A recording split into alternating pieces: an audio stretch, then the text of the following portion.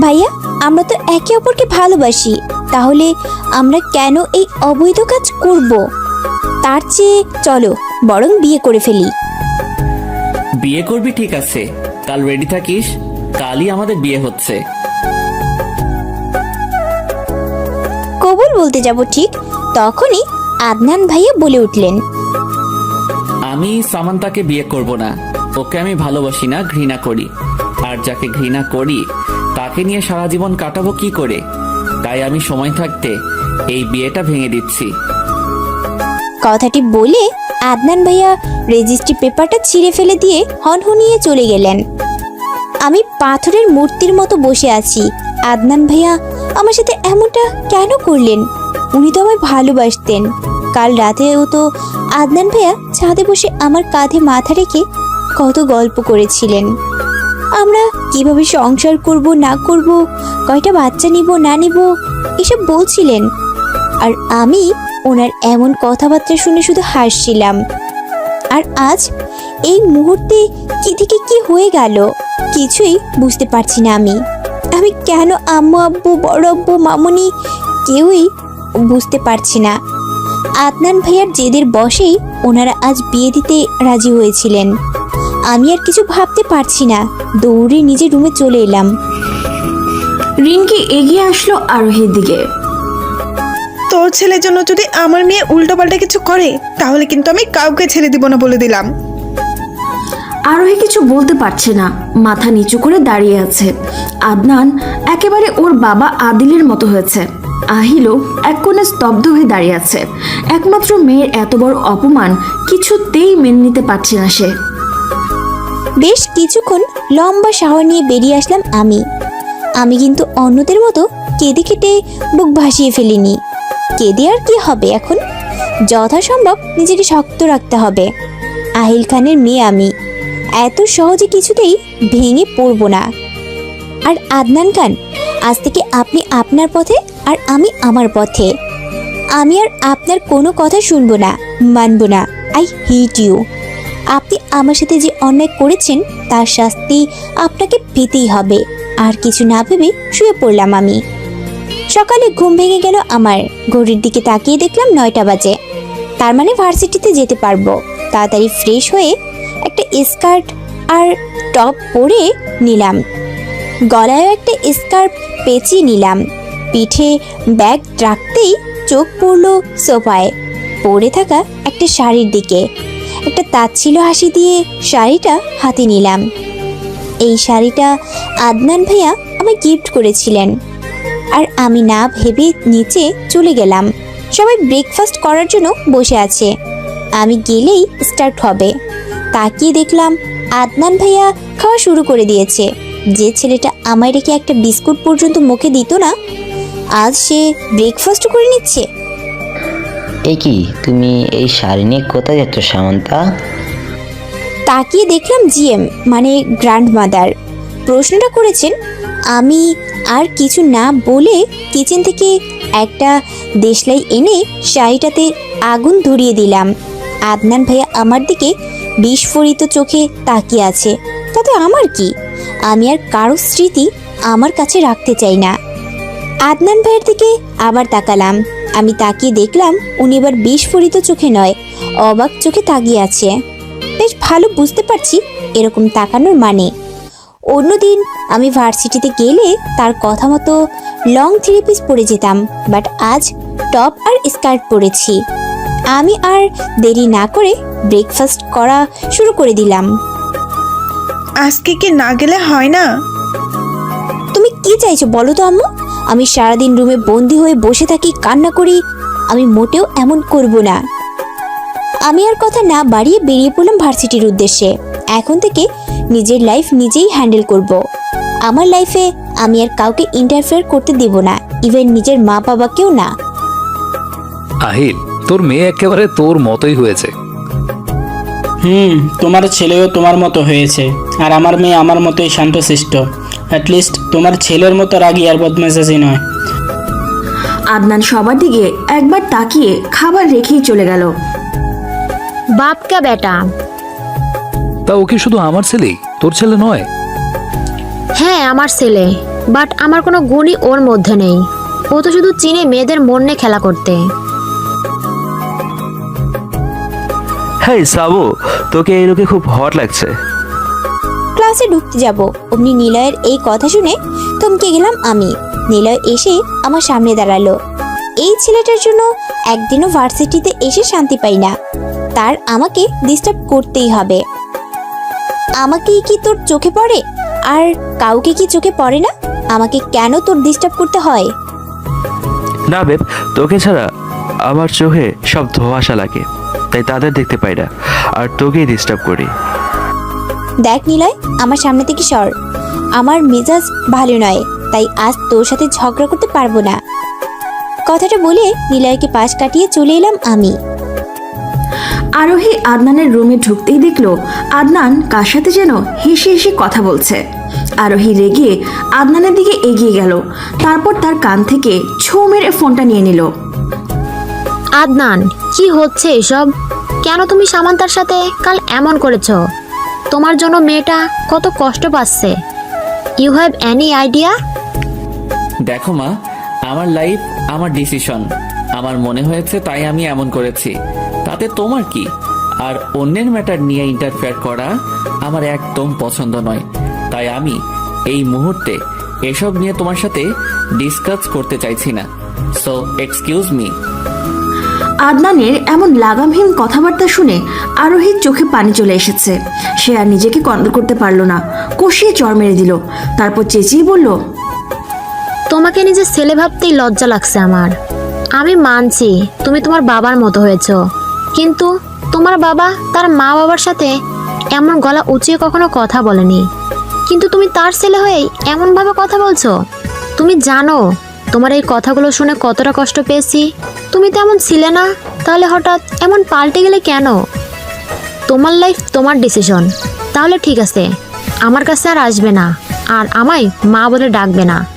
আরেকটা কথা, সামান্তা তোমার নিজের চাচাতো বোন, তাই ওর সাথে এমন না করলেও পারতে। কথাটা বলে চোখ মুছে চলে গেল আরোহী। আদনান এখনো গালে হাত দিয়ে নিচের দিকে তাকিয়ে আছে। আদনান, তোমার মা কেঁদে এখান থেকে চলে গেল কেন? কি বলেছো তুমি তাকে? আদিলের কথা শুনে মাথা তুলে তাকালো আদনান, তাকিয়ে আবার মাথা নিচু করে নিল। আদিল আবারও এগিয়ে এসে সেম প্রশ্নই করলো। বাবা, আমি মার সাথে খুব বড় অন্যায় করেছি। আমি মাকে অনেক হার্ট করেছি। আমার মাথা ঠিক ছিল না তখন। একটা কথা কি জানো তুমি আদনান? এক সময়ে তোমার মাকে আমি হারিয়ে ফেলেছিলাম। তারপর অনেক খোঁজাখুঁজির পর প্রায় 2 বছর পর তোমার মাকে পাই। সেদিন তোমার মাকে হারাতে হয়েছিল শুধুমাত্র নিজের রাগকে প্রাধান্য দিয়েছিলাম বলে। তোমার মাকে খুঁজে পাওয়ার পর থেকে কোনোদিন গলা উঁচিয়ে কথা বলিনি ওর সাথে। আরোহী আমার জন্য কতটা ইম্পর্টেন্ট সেটা শুধুমাত্র আমি জানি। তোমার মাকে সবসময় নিজের ভালোবাসা দিয়ে আগলে রেখেছি আমি। আর তুমি তোমার মাকে হার্ট না করলেও পারতে। আদনানের চোখ থেকে অটোমেটিক পানি ঝরছে। সে আদিলকে জড়িয়ে ধরে কেঁদে দিল। বাবা মা কি আমায় ক্ষমা করবে? আমি আসলেই আমার বিহেভিয়ারের জন্য অনুতপ্ত। আদনান, তুমি এখন আমাকে যেভাবে জড়িয়ে ধরলে ঠিক সেভাবেই তোমার মাকে জড়িয়ে ধরে সরি বলে দিবে।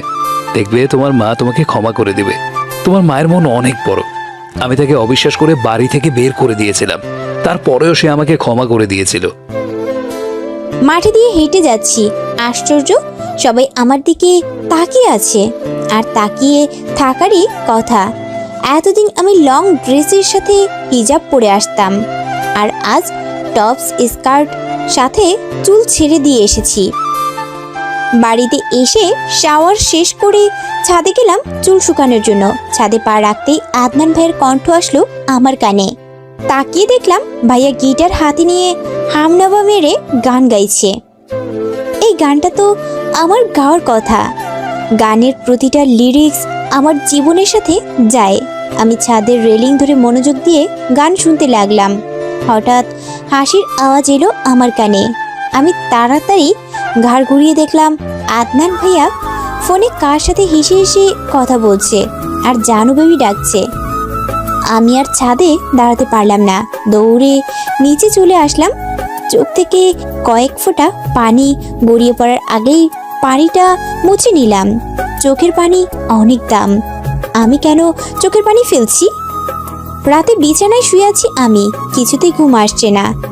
দিনে যতই নিজেকে স্ট্রং রাখি না কেন, রাত হলেই শুধু আদনান ভাইয়ের কথা স্মরণ হয়, ওনার সাথে কাটানো মুহূর্তের কথা স্মরণ হয়, আর চোখের কার্নিশ বেয়ে পানি গড়িয়ে পড়ে। উঠে বসলাম আমি, মাথাটা খুব ব্যথা করছে। এই মুহূর্তে কফি হলে খুব ভালো হতো। আমি উঠে কিচেনের উদ্দেশ্যে চলে গেলাম। হঠাৎ চোখে পড়লো আদনান ভাইয়ের রুমের দিকে পা টিপে টিপে রুমের সামনে যেই দেখলাম দরজা খোলা। আদনান ভাইয়া কোথায়? পরক্ষণেই মনে হলো, আরে আমি কেন এসব ভাবছি। তাই আর দেরি না করে কিচেনে চলে এলাম। কিচেনে ঢুকতেই বড় সড়ো ধাক্কা খেলাম। আদনান ভাইয়া কফি বানাচ্ছে। আমিও আর না দাঁড়িয়ে আরেক চুলায় কফির পানি বসিয়ে দিলাম। তারপর ভাইয়াকে শুনিয়ে শুনিয়ে বলতে লাগলাম, হায় আমার পোড়া কপাল, রাতে সবাই গার্লফ্রেন্ড বয়ফ্রেন্ডদের সাথে কথা বলে কাটায়, আর আমি পড়ার সাথে কথা বলে কাটাই। ইস, আমারও যদি এমন একটা বয়ফ্রেন্ড থাকতো। এই তো কি হয়েছে, হয়ে যাবে। নিলয় তো আমায় প্রপোজ করেছিল, আমিও ওর প্রপোজ অ্যাকসেপ্ট করে নিব, তারপর ওর সাথে চুটিয়ে প্রেম করব। ডাহা মিশা কথা কইছি। কথাটা বলার সাথে সাথেই আদনান ভাইয়া আমার হাত ধরে টেনে নিয়ে দেয়ালের সাথে চেপে ধরলেন। খুব শখ না তোর চুটিয়ে প্রেম করা? দাঁড়া করাচ্ছি। কথাটা বলেই আদনান ভাইয়া আমার ঠোঁট চেপে ধরলেন। আমি ওনাকে সরানোর চেষ্টা করছি, বাট উনি এক পাও নড়ছে না। ওনার স্পর্শ এই মুহূর্তে আমার কাছে বিষের মতো মনে হচ্ছে। প্রায় 5 মিনিট পর আমায় ছেড়ে দিয়ে বললেন, এটাই তো চেয়েছিলিস তুই, যা তোর ইচ্ছাটা পূরণ করে দিলাম। ভাইয়ার এমন কথা শুনে কেঁদে দিলাম আমি। ভাইয়া এসব কি বলছো তুমি? তোমার সাথে যখন রিলেশনে ছিলাম তখনও তো আমি এসব করিনি। তাহলে আজ যখন আমাদের মধ্যে কোনো সম্পর্ক নেই, তাহলে এখন কেন আমি এসব করতে চাইবো? বুঝি, সব বুঝি আমি। তাই তো আমার অ্যাটেনশন পাওয়ার জন্য এরকম ড্রেস পরে এসেছিস। তোর মতো মেয়েদের কাছ থেকে এসবই আশা করা যায়। কথাটা বলে ভাইয়া কফি নিয়ে চলে গেলেন। আমি আমার দিকে ভালো করে তাকিয়ে দেখলাম একটা টি শার্ট আর 3/4 জিন্স পরে আছি। আজব তো, এটা পরেছি তো কি এমন হয়েছে? কফি না বানিয়েই চলে গেলাম রুমে। যে কথাগুলো শুনছি এইসব শুনেই পেট ভরে গেছে আমার। আদনান নিজের রুমে এসে জোরে জোরে শ্বাস ফেলছে। তুই কেন বুঝিস না? সামু তোকে এমন লোকে দেখলে যে আমার নিজেকে কন্ট্রোল করে রাখতে অনেক কষ্ট হয়, তাই ও তো তোর সাথে তখন এমন করলাম, নিজেকে যে আর কন্ট্রোল করে রাখতে পারছিলাম না। আর এই তোর ভালোবাসার নমুনা। আমি কেন তোর সাথে এমন করছি ভেবে দেখেছিস তুই? ভাববি কি করে? এখন তো তোর মনে আরেকজনের বসবাস। তোকে কোনো সময় আমি একা রাখিনি, সব সময় ছায়ার মতো পাশে থেকেছি। তুই আজও ভার্সিটিতে যাওয়ার পর লুকিয়ে লুকিয়ে খেয়াল রেখেছি আমি যে তোকে অনেক ভালোবাসি রে সামু, অনেক। আমি তোর সাথে বিয়ে এমনি এমনি ভাঙতে চাইনি, কিন্তু এছাড়াও আমি আর কি বা করতাম? আমি যে নিরুপায়। ডাইনিং এ বসে সবার জন্য ওয়েট করছি। সবাই এলে তবেই ব্রেকফাস্ট শুরু করব। আদনান ভাইয়ার দিকে চোখ পড়তেই অবাক হয়ে গেলাম আমি। তার চোখ মুখ অসম্ভব ফুলে আছে, সাথে লালও হয়ে আছে। আশ্চর্য, কি হলো ভাইয়ার? আগে তো এমন হতে কোনোদিন দেখিনি। ভাইয়াকে কি জিজ্ঞেস করব? পরক্ষণে মনে হলো কাল রাতের কথা। ভাইয়া আমায় যা নয় তা বলেছিল। এইসব মনে হতেই আমার অভিমান প্লাস রাগ দুটোই বেড়ে গেল। আমি ভাইয়ার দিক থেকে চোখ সরিয়ে নিলাম। আজ আমাদের ভার্সিটিতে নবীনবরণ, তাই ব্রেকফাস্ট শেষ করে মামুনি আর আম্মুর সাথে বসে আলোচনা করছি কি পরে যাব। মামুনি আমায় একটা নীল শাড়ি বের করে দিলেন। এই শাড়িতে নাকি আমায় খুব সুন্দর দেখাবে। আমিও খুশি মনে শাড়িটা নিয়ে নিজের রুমে গিয়ে পরতে লাগলাম। শাড়িটা পরে ম্যাচিং করে চুড়ি আর অর্নামেন্টস পরে নিলাম। চুলটাও ছেড়ে দিয়েছি। লিভিং রুমে যেতেই আব্বু এসে আমায় জড়িয়ে ধরলেন।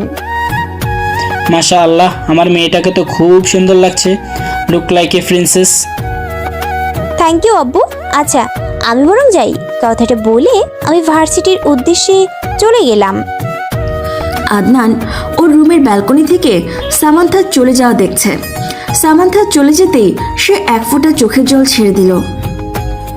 সামু, আজ তুই আমার কল্পনার স্বাদ সেজেছিস। মন চাইছিল তোকে একটু ছুঁয়ে দেখি, কিন্তু না, আমি তোকে ছুঁতে পারবো না, না হলে তোর অনেক বড় বিপদ হয়ে যাবে। আদনানের এসব ভাবনার মধ্যেই ওর মুঠোফোনটা বেজে উঠল। আদনান ফোনের স্ক্রিনে তাকাতেই ওর হাত পা রীতিমতো কাঁপাকাঁপি শুরু হয়ে গেছে। আদনান অনেক ভয়ে ফোনটা রিসিভ করলো। হ্যালো, কি মিস্টার আদনান, ভয় পেয়ে গেলে নাকি? ভয় কেন পাবো আজও? তাহলে তুতলাচ্ছ কেন? যাই হোক, যে কথাটা বলার জন্য ফোন করেছি সেটা মনোযোগ সহকারে শোনো। সমান্তার থেকে তোমাকে আরও দূরে দূরে থাকতে হবে, না হলে তুমি যে কোন মুহূর্তে আমার সমান্তার ওপরে উইক হয়ে পড়বে। আর আমি চাই না তুমি এমন কিছু করে যাতে তোমার ফ্যামিলি আবার তোমাদের বিয়ে দিতে বাধ্য হয়। আর যদি এমন হয় তাহলে বুঝতেই তো পারছো কি অনর্থক হবে। না, আপনি এসব কিচ্ছু করবেন না। আমি সামান্দার থেকে দূরে দূরে থাকবো, ওর দিকে তাকাবো পর্যন্ত না। তারপরও আপনি এমন কিছুই করবেন না। আমি আপনার কাছে হাত জোর করছি। তাহলে আদনান খান আমার কাছে মাথা নত করছে। শুনো, আমি তোমাকে এখন যাই বলবো তোমাকে ঠিক তাই করতে হবে। বলুন, কি করতে হবে? তোমাকে বাংলাদেশ ছেড়ে যেতে হবে। না, প্লিজ এমন করবেন না। আমি আমার মা বাবাকে ছেড়ে থাকতে পারবো না। মা বাবাকে ছেড়ে নাকি সমান্তাকে ছেড়ে থাকতে পারবে না? শুনো, এমন কিছু যদি হয় তাহলে বুঝতেই তো পারছো আমি কি করব। আর বিয়ের অভিনয় কিন্তু তুমি খুব ভালো করেছিলে, আর এবার আশা করি এটাও ভালোভাবে করতে পারবে। কথাটা বলেই ফোনের ওপারের ব্যক্তি খট করে ফোনটা কেটে দিল। আদনান ফ্লোরে বসে ফুপিয়ে ফুপিয়ে কাঁদছে। আমার সামান্তাকে ছেড়ে থাকতে হবে। কি করে থাকবো আমি ওকে ছেড়ে? ওকে একদিন না দেখলে আমার ঘুম আসে না, আর এখন নাকি বিদেশে গিয়ে থাকতে হবে। ভার্সিটি খুব সুন্দর করে সাজানো হচ্ছে। আমি আমার বেস্টি রুমিকে নিয়ে চারিপাশে হেঁটে হেঁটে দেখছি। অনেকক্ষণ যাবৎ খেয়াল করছি কে যেন আমাকে গভীরভাবে ফলো করছে, কিন্তু না, কেউ তো নেই। তাহলে হয়তো আমার মনের ভুল। আমার সব ফ্রেন্ডরা আমার খুব প্রশংসা করছে। ওর থেকে নিলয় দৌড়ে এসেই বলল, হে ইয়ার, তোকে যে কি সুন্দর লাগছে বলে বোঝাতে পারবো না। আর আমাকে কি সুন্দর লাগছে না? মুখ ফুলিয়ে কথাটা বলল রুমি। আরে পাগলি, তোকে তো সবসময় সুন্দরই লাগে, তাই না? আমার শাড়ির কুচিটা খুলে যাওয়াতে আমি একটা খালি রুমে চলে এলাম। ওয়াশরুমে অনেক মানুষ, সেখানে ঠিক করা যাবে না। রুমে ঢুকতে কে যেন ভেতর থেকে দরজাটা বন্ধ করে দিল। আমি পিছন ফিরতেই যাকে দেখলাম তাকে দেখে আমার গলা শুকিয়ে কাঠ হয়ে গেছে, ঠিকমতো দাঁড়াতেও পারছি না। এই ছেলেটা এখানে, তার মানে কোনো অঘটন ঘটিয়ে তবেই যাবে। ছেলেটা আমার দিকে এক পা করে এগিয়ে আসছে। ও যতই আমার দিকে এগিয়ে আসছে ততই আমার ভয় বেড়ে চলেছে। ও আমার সাথে খারাপ কিছু করবে না তো?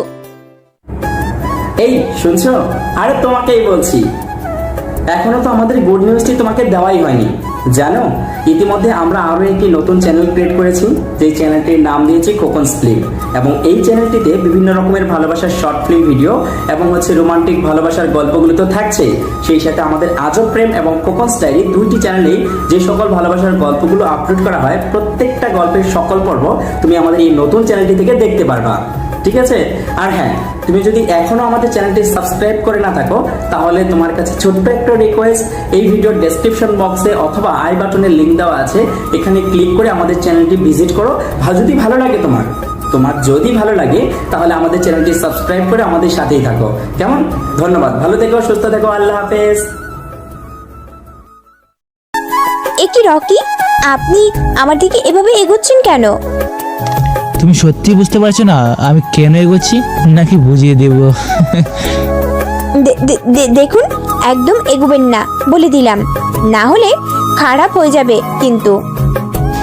রকি একটু পেছনে সরে দাঁড়িয়ে বলল, তাই নাকি?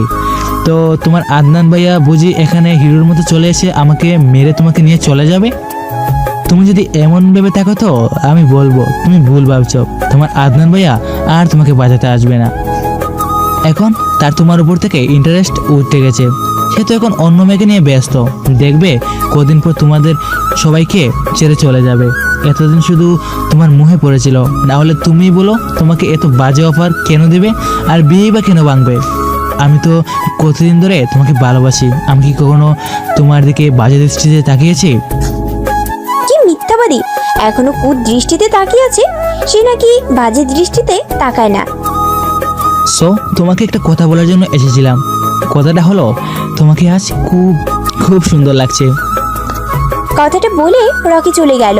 আমিও শাড়ি ঠিক করে বেরিয়ে গেলাম। অনুষ্ঠান শেষ হতে হতে অনেক বেলা হয়ে গেছে। আমি আর দেরি না করে রিমাকে সাথে নিয়ে বেরিয়ে পড়লাম। লিভিং রুমে বসে আছি সবাই। কিছুক্ষণ পর আদনান ভাইয়া বলে উঠলেন, আব্বু, চাচ্চু, আমি তোমাদের কিছু বলতে চাই। হ্যাঁ বলো, কি বলবে? আসলে আমি ইউএসএ চলে যাচ্ছি, আর সেখানে গিয়েই সেটেল হয়ে যাব। Are you mad Adnan? তুমি এসব কি বলছো? তুমি তো তোমার নানু বাড়িতে গিয়েও আমাদের ছেড়ে থাকতে পারো না, আর সেই তুমি কিনা ইউএসএ চলে যাচ্ছ? ভেবে বলছো তো? আদনান, এসব তুমি কি বলছো? আমি তোমাকে ছেড়ে কি করে থাকবো? কেন মা? আয়েশা আছে, সামান্তা আছে, ওদের নিয়ে থাকবে। আমি না থাকলে কিছু হবে না। আদনান আমার সোনা, এমন বলে না। সামান্তার আয়েশা আছে, সাথে তুমিও থাকবে। আমি তোমার মা, তুমি আমাকে ছেড়ে চলে যেতে পারো না। আর হঠাৎ তুমি চলে যেতে চাচ্ছ বা কেন? আমার আর বাংলাদেশে ভালো লাগে না, তাই সেখানে চলে যাচ্ছি। একেবারে বউ বাচ্চা সাথে করে নিয়েই আসবো। আমি আর সহ্য করতে পারলাম না, তাই আমিও বললাম, আমারও তোমাদেরকে কিছু বলার আছে। আমিও বিয়ে করতে চলেছি। মানে তুমি বিয়ে করবে? কিন্তু কাকে? রকিকে বিয়ে করব আমি। ছেলেটা খুবই ভালো, খুব ভালোবাসে আমায়। অ্যাটলিস্ট কারোর মতো ঠকবাজ নয়। আদনান ভাইয়া আমার দিকে একবার তাকিয়ে চোখ নামিয়ে নিলেন। বাহ, বেশ ভালোই তো। আমি রেহানের সাথে এ নিয়ে আলোচনা করব, কেমন? আদনান দৌড়ে ওর রুমে চলে গেল। দরজা বন্ধ করে কাঁদতে থাকলো। শামু, তোর জন্যই আমি এমন করছি, আর তুই কি না এখন এসব বলছিস? তুই জানিস ওই রকি তোর কত বড় ক্ষতি করতে পারে? তুই সমাজে মুখ দেখাতে পারবি না। আমি তোকে ভালোবাসি। তোর এত বড় ক্ষতি আমি কিছুতেই হতে দিব না। তাই আমি ওর কথা মতো চলছি। তোদের ছেড়ে চলে যাচ্ছি। তাতে যদি তোকে হারাতেও হয় তো আমি হারাবো। তারপরও আমি তোর সম্মান কিছুতেই নষ্ট হতে দিব না। আদনান চোখ মুছে কাকে যেন ফোন করলো। হ্যালো জিসান, শোন, আমি ইউএসএ কিছুদিন পরে চলে যাচ্ছি। তোকে আমার একটা হেল্প করতে হবে। হ্যাঁ বলো ভাই, কি করতে হবে? রকি চৌধুরী কোথায় যায় না যায় সেই সব কিছু তোকে ফলো করতে হবে, আর আমাকে জানাতে হবে। সে না হয় করবো, কিন্তু ভাই তুমি সামন্তাবুকে ছেড়ে চলে যাচ্ছ কেন? ওই যে বললাম, রকি চৌধুরী, ওর জন্য ও অনেক বড় সর্বনাশ করতে চলেছে আমার সামর। আর ওকে যেভাবেই হোক আমায় প্রোটেক্ট করতে হবে। কিন্তু ও তো আমায় ভুল বুঝছে। ভাই তুমি এগুলো বলছো না কেন সামন্তাবুকে? কি করব, ওই রকি এই সুযোগটাও দেয়নি। সিসি ক্যামেরা ফিট করা সামর রুমে সেদিন মেকানিকের রূপ ধরে এসেছিল, আমি টের পাইনি। তারপর সে ওই আমায় বলল যে সামর রুমে ক্যামেরা। আমি এটা খুলতেও চেয়েছিলাম, বাট ও আমায় থ্রেট দিয়েছে। শুধু ওর রুমেই নয়, সব জায়গায় ক্যামেরা বসানো। আর তুই তো জানিসই এই রকির কত ক্ষমতা, সব করতে পারে ও। আমি ইচ্ছে করলেই ওকে সরিয়ে দিতে পারি, বাট সামুর ইজ্জত ওর কাছে। আর তোকে একটা কাজ করতে হবে। আমি চলে যাওয়ার পর তোকেও ওর বাড়িতে মেকানিক সেজে যেতে হবে। তারপর ওর ল্যাপটপ নষ্ট করে দিতে হবে। আমি ইউএসএ নাও যেতে পারতাম, কিন্তু আমাকে তো যেতেই হবে। বাট আই সোয়ার খুব শিগগিরই ফিরে আসবো আমি। রকিকে ওর কর্মের শাস্তি পেতেই হবে। কথাটা এক নাগারে বলে খট করে ফোনটা কেটে দিল আদনান।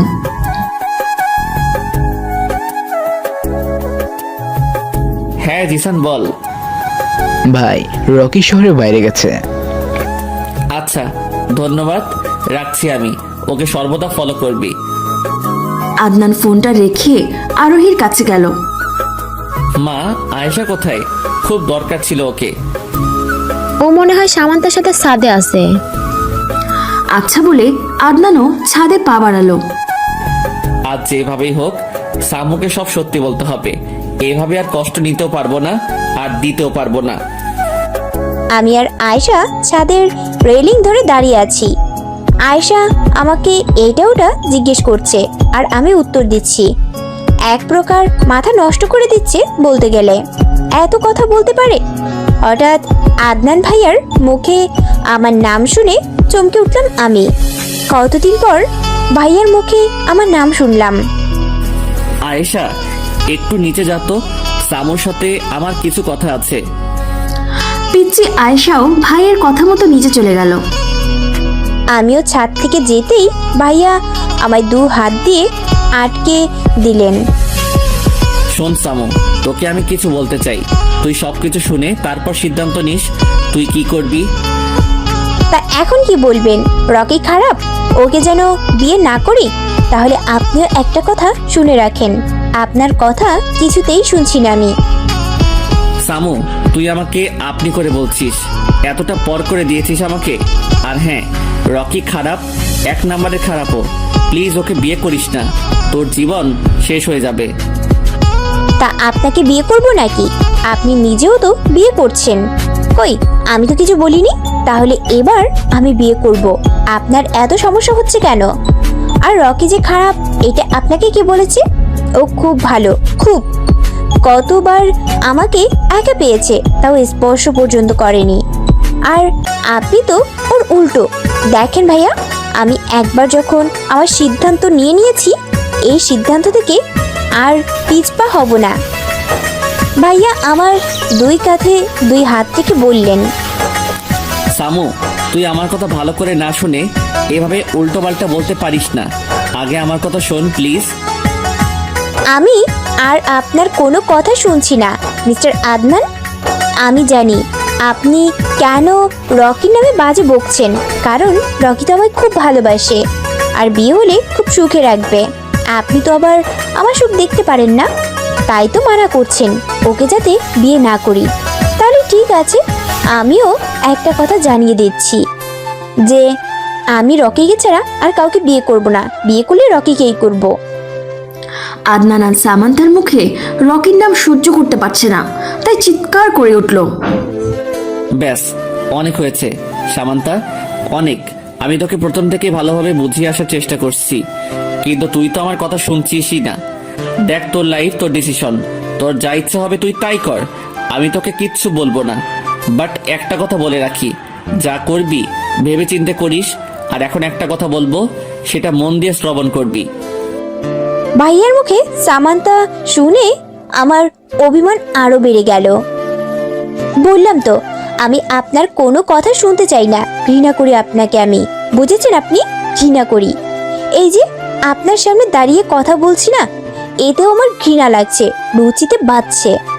আচ্ছা, আপনার কি লজ্জা শরম বলতে কিচ্ছু নেই? যদি থাকতো তাহলে অ্যাটলিস্ট এত কিছু হওয়ার পর এভাবে আমার সামনে এসে দাঁড়াতেন না।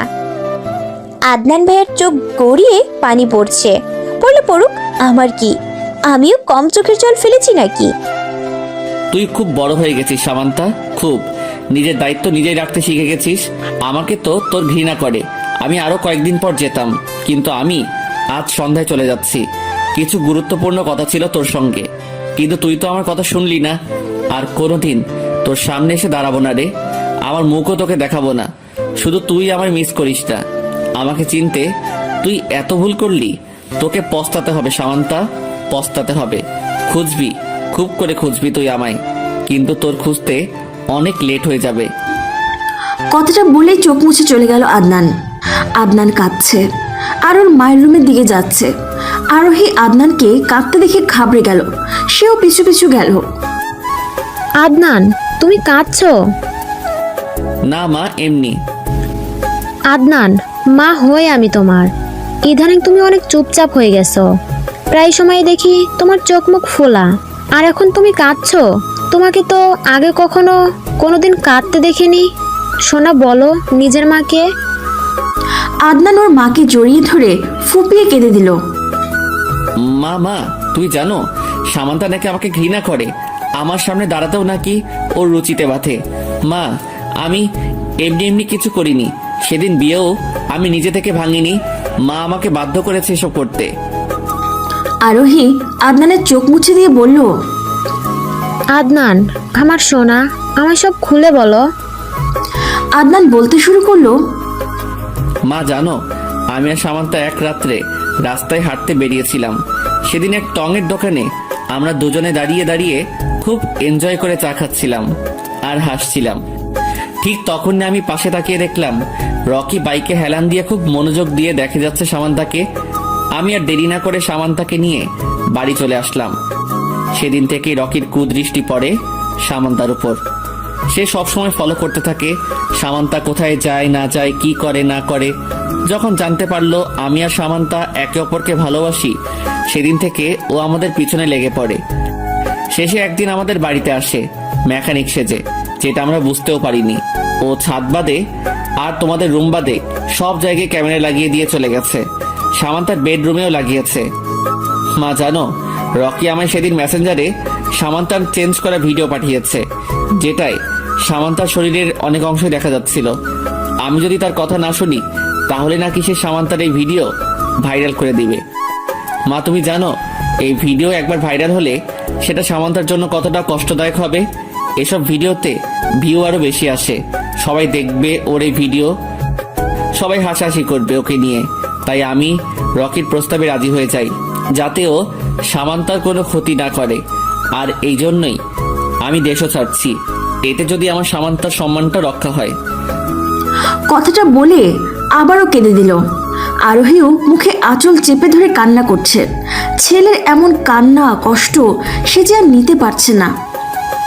আদনান, আমি বুঝতে পারছি সোনা, তুমি কতটা কষ্ট নিয়ে বেঁচে আসো। তোমার বাবা আর আমার সম্পর্কেও অনেক কষ্ট ছিল।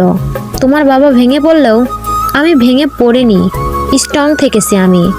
আর তুমি তো আমারই ছেলে, তোমাকে স্ট্রং থাকতে হবে, এভাবে ভেঙে পড়লে চলবে না। মা তুমি তো আমার রাগ জেদ সম্পর্কে অবগত। আমি এতটা চুপচাপ থাকতাম না যদি না রকির কাছে এমন ভিডিও থাকতো। আর সবাই তো শুধু শান্ত আদনানকে দেখেছে, হিংস্র আদনানকে কেউ দেখেনি। যারা দেখে তারা আর ঠিক থাকতে পারে না, কেঁপে ওঠে। আরোহী আদনানের দিকে অবাক হয়ে তাকিয়ে আছে। হিংস্র আদনান মানে কি বোঝাতে চাচ্ছে আদনান? আদনান, তুমি এগুলা কি বলছো? না আমার নাথিং। আচ্ছা আদনান, আমি তোমার বাবার সাথে এই নিয়ে কথা বলবো। সেদিন আমার ছেলের দোষ ছিল না, ওকে বাধ্য করা হয়েছিল এসব করতে। সবাইকে জানতে হবে আমার ছেলে নির্দোষ। মা আমার কসম তোমায়, তুমি বাবাকে এই নিয়ে কিছু বলবে না। সময় এলে আমি সবাইকে সবটা জানাবো। তুমি আমার জননী মা, তাই তোমায় বললাম। তুমি প্লিজ বাবাকে বলো না, না হলে জানাজানি হয়ে যাবে। আর সামান্তাকেও কিছু বলবে না। আমাকে অবিশ্বাস করার জন্য ওকে শাস্তি পেতে হবে। আর খুব তাড়াতাড়ি সব সমাধান হতে চলেছে। তুমি কোন দিন যাবে ইউএসএ? সন্ধ্যায় ফ্লাইট। তুমি তো জানো কোথাও যেতে গেলে অন্যদের মতো আমার অত টাইম লাগে না।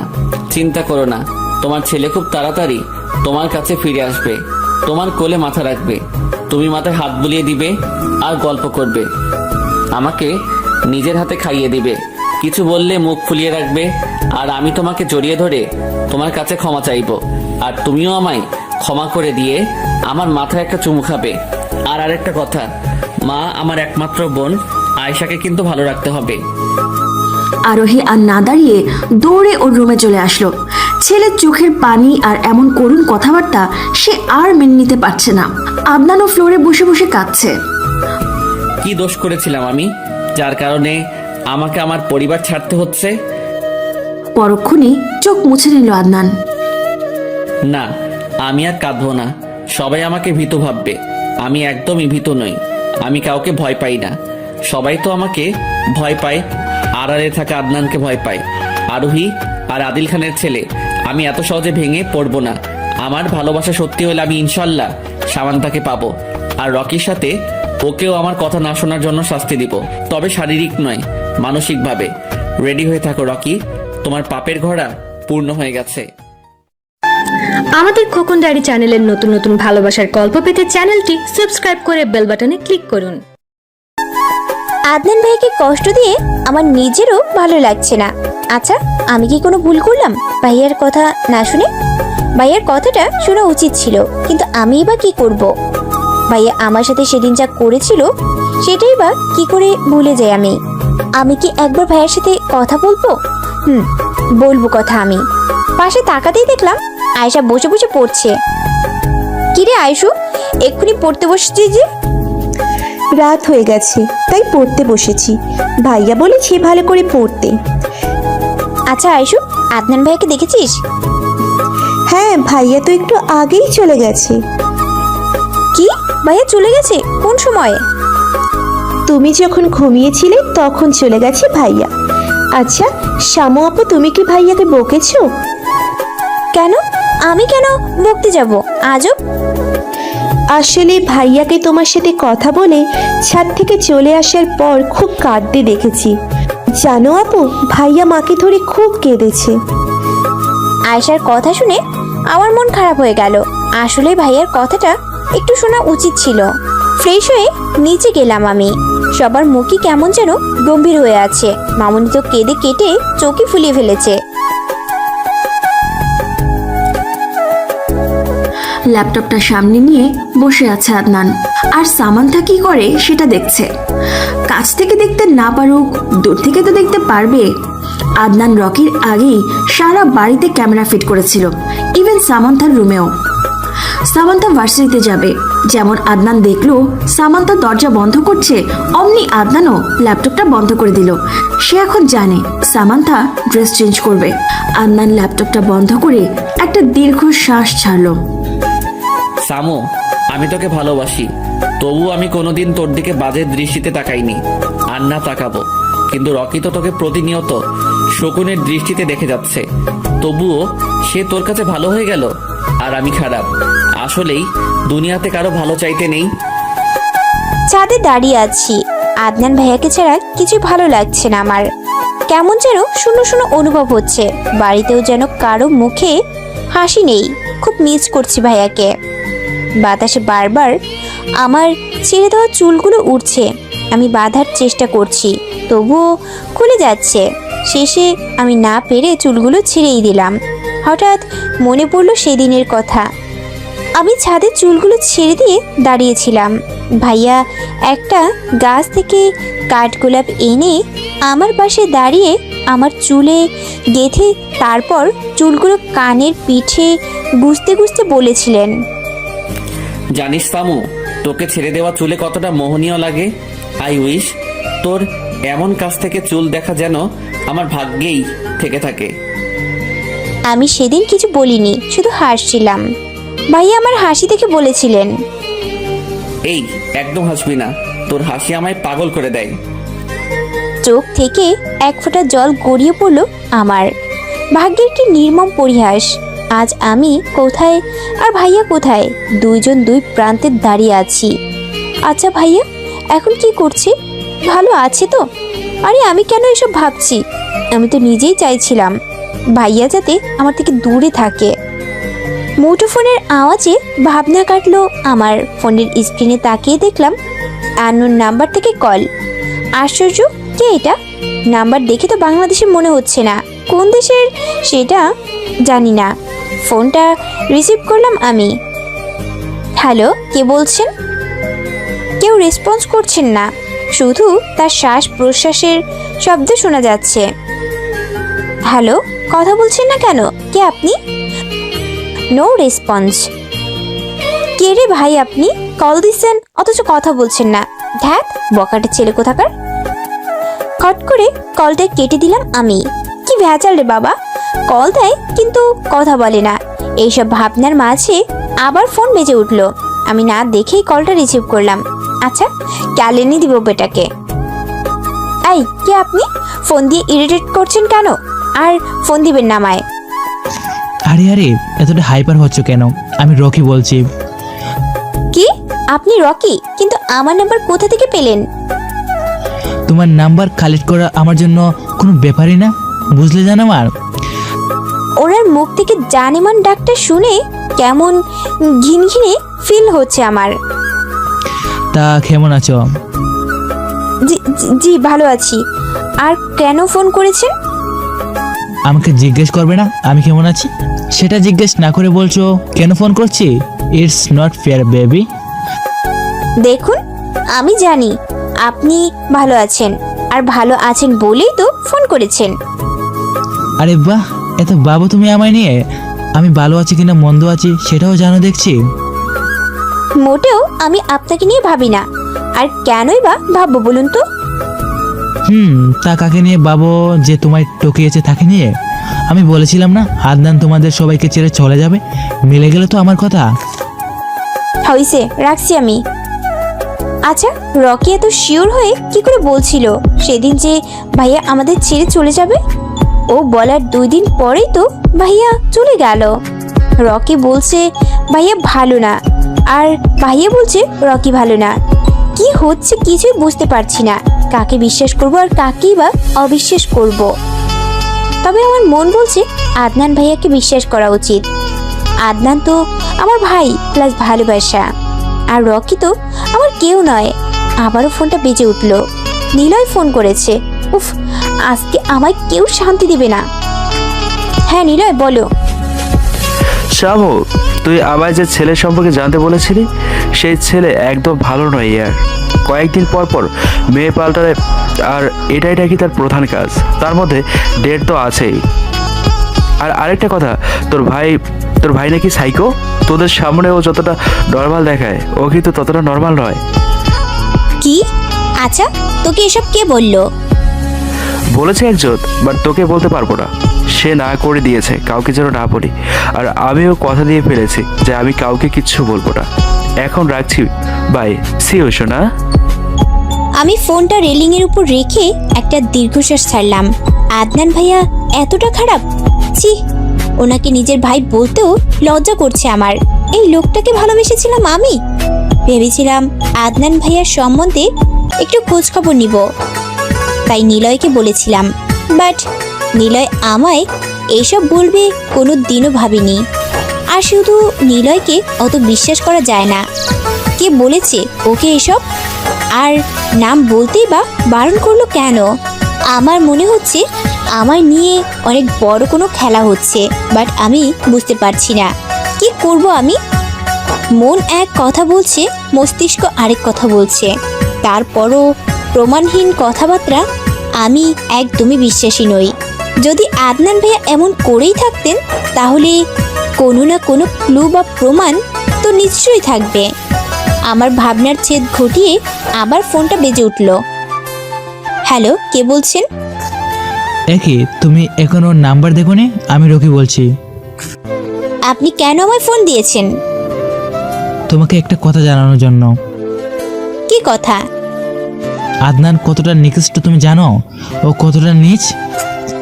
এসব কে বললো আপনাকে? আর প্রমাণ ছাড়া কথা আমি একদমই বিশ্বাস করি না। ওকে ফাইন, তোমার বেডরুমে যে সিসি ক্যামেরা লাগানো আছে সেটা তুমি কি জানো? কি? আমার বেডরুমে সিসি ক্যামেরা কে লাগিয়েছে? কে আর? আদনান। এখন ভেবে দেখো সামান্তা, তোমার সব ভিডিও কিন্তু ও দেখে, কাপড় চেঞ্জ করা থেকে শুরু করে সব। আর আমার কথা বিশ্বাস না করলে তোমার রুমের বাম পাশের কোনোটা চেক করো। রাখছি আমি।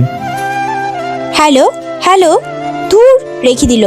বাট ও কি করে জানলো আমার রুমে সিসি ক্যামেরা? সব কেমন ধোঁয়াশে ধোঁয়াশে লাগছে। আমি রুমে চলে এলাম রকির কথা যাচাই করার জন্য। রুমে তন্ন তন্ন করে খুঁজছি, বাট ক্যামেরার কোনো চিহ্নই পাচ্ছি না। রকির কথা অনুযায়ী বাম পাশে তাকিয়ে দেখলাম ছোট্ট একটা কালচে কি দেখা যাচ্ছে। আমি টেবিলের উপর উঠে দেখলাম সত্যি সত্যি একটা ক্যামেরা। তার মানে রকির কথাই সত্যি। আদনান ভাইয়া আমার রুমে সিসি ক্যামেরা লাগিয়েছে, তাও বেডরুমে। ছি ছি, আদনান ভাইয়া এটা কিভাবে করলো? এই ফুটেজ তো সব উঠেছে। ভাইয়া কি তাহলে? আর রকি বা কি করে জানলো আমার রুমে ক্যামেরা লাগানো আছে? আদনান কিছু জামা কাপড় কেনার জন্য শপিং মলে গেছে। শপিং মলে ঢুকতেই, হ্যাঁ আদনান, কেমন আছো তুমি? হঠাৎ মেয়ের কণ্ঠ শুনে চকিতে তাকালো আদনান। আরে জুই যে, কেমন আছো? এই তো বেশ ভালোই আছি। আদনান, তুমি তো আগের চাইতে আরো সুন্দর আর হ্যান্ডসাম হয়ে গেছো। আমি তো আবার ক্রাশ খেলাম। তাই নাকি? তুমিও কিন্তু আগে চাইতে আর সুন্দর আর স্মার্ট হয়ে গেছো। তা এখানে কেন তুমি? আসলে মা বাবাকে নিয়ে আজ একটু শপিং করতে বেরিয়েছি। তুমি এখানে কি করছো? তোমার তো বিদিতে থাকার কথা। অ্যাকচুয়ালি একটা কাজে এসেছিলাম এখানে। আচ্ছা, আজ যাই, অন্যদিন দেখা কথা হবে। আদনান শপিং করে ল্যাপটপ নিয়ে বসেছে সামান্তা কি কি করেছে দেখার জন্য, বাট কোনো ভিডিও আসছে না, সব কালো হয়ে আছে। তার মানে কি সামান্তা ক্যামেরাটা দেখে ফেলেছে? ও যদি ক্যামেরা দেখে তাহলে তো আমায় অবিশ্বাস করবে, এমনিতেই ঘৃণা করে আরো ঘৃণা করবে, ভুল বুঝবে। কি করব এখন আমি? আদনান কিছু বুঝে উঠতে না পেরে এবার সামান্তাকে ফোন করলো। রিং হওয়ার কিছুক্ষণ পরে সে কল রিসিভ করলো। হ্যালো, কে বলছেন? সামান্তা, আমি আদনান বলছি। আপনি কেন আমায় ফোন দিয়েছেন? কোন অধিকারী বা দিয়েছেন? কি হন আপনি আমার? আপনি যদি আমার সত্যিই কেউ হয়ে থাকতেন তাহলে জীবনেও এমন নিকৃষ্ট কাজ করতেন না। দেখ সামু, তুই আবারও আমায় ভুল বুঝছিস। একটাবার, শুধুমাত্র একটাবার আমার কথাটা অন্তত শোন। আমার সাথে এরকম বিহেভ করতে পারিস না। কথা শুনতে চাই না। ভাবলেন কি করে আপনি এত কিছু করবেন, তারপরেও আমি আপনার কথা শুনবো? দেখুন, আমি আগের বিহেভিয়ার জন্য সত্যি খুব দুঃখিত ছিলাম, বাট এইবার আমি আপনার সাথে যে বিহেভ করছি একদম ঠিক করছি। একটা মেয়ের বেডরুমে ক্যামেরা কিভাবে লাগালেন আপনি বলুন? আমার তো মনে হচ্ছে আপনার চরিত্রে ঠিক নেই। বিডিতে আব্বু আর বড় আব্বুর জন্য কিছু করতে পারবেন না বলে আমেরিকা চলে গিয়েছেন, তাই না? তাহলে আমার পিছনে কেন পড়ে আছেন? ঘৃণা করি আমি আপনাকে, বুঝেছেন? ঘৃণা করি। আর একদম আমাকে ফোন করার চেষ্টা করবেন না, বলে দিলাম। ব্যাস, অনেক হয়েছে সামু, অনেক। কথাটা বলে আদনান খট করে ফোনটা কেটে দিয়ে সামান্তার নাম্বারটা ব্লক করে দিল। হ্যালো জিসান, ওই দিকের কি খবর? ভাই, রকি সবসময় সামান্তা আপুর উপর নজর রাখছে। শোন, আমি খুব শীঘ্রই বাংলাদেশে আসছি, তুই সব রেডি করে রাখিস। রাখছি। সকাল 9:20 বাজে। ভার্সিটিতে যেতে একটু মন মানছে না। ধাক্কার পর ধাক্কা খেতে হচ্ছে আমায়, তবুও যেতে হবে, আব্বুর আদেশ এটা। আমি কোনো রকমে রেডি হয়ে ভার্সিটিতে চলে এলাম।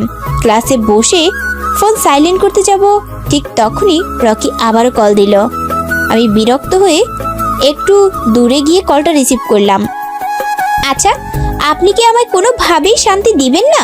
ক্লাসে আছি আমি এখন। কি এমন দরকার পড়লো যে আমায় ফোন করেছেন? তুমি আমার সাথে একটু দেখা করতে পারবে? It's urgent. দেখুন, আমি আপনার সাথে কোনোভাবেই দেখা করতে পারবো না। এই পৃথিবীতে এখন আমি কোনো ছেলেদেরই বিশ্বাস করি না, আপনাকেও না। দেখো সামান্তা, তুমি যদি না আসো তাহলে কিন্তু অনেক বড় কিছু হয়ে যাবে। আমি গাড়ি পাঠিয়ে দিচ্ছি, তুমি চলে আসো, কেমন? শুনেন, আমি একদম আপনার কথা শুনবো না। আপনি গাড়ি পাঠালেও আমি যাব না, শুনেছেন আপনি? ঠিক আছে। ক্লাসে একদমই মন দিতে পারছি না আমি। একটার পর একটা ঘটনা ঘটে যাচ্ছে। টিফিন পিরিয়ডেই ছুটি নিয়েছি।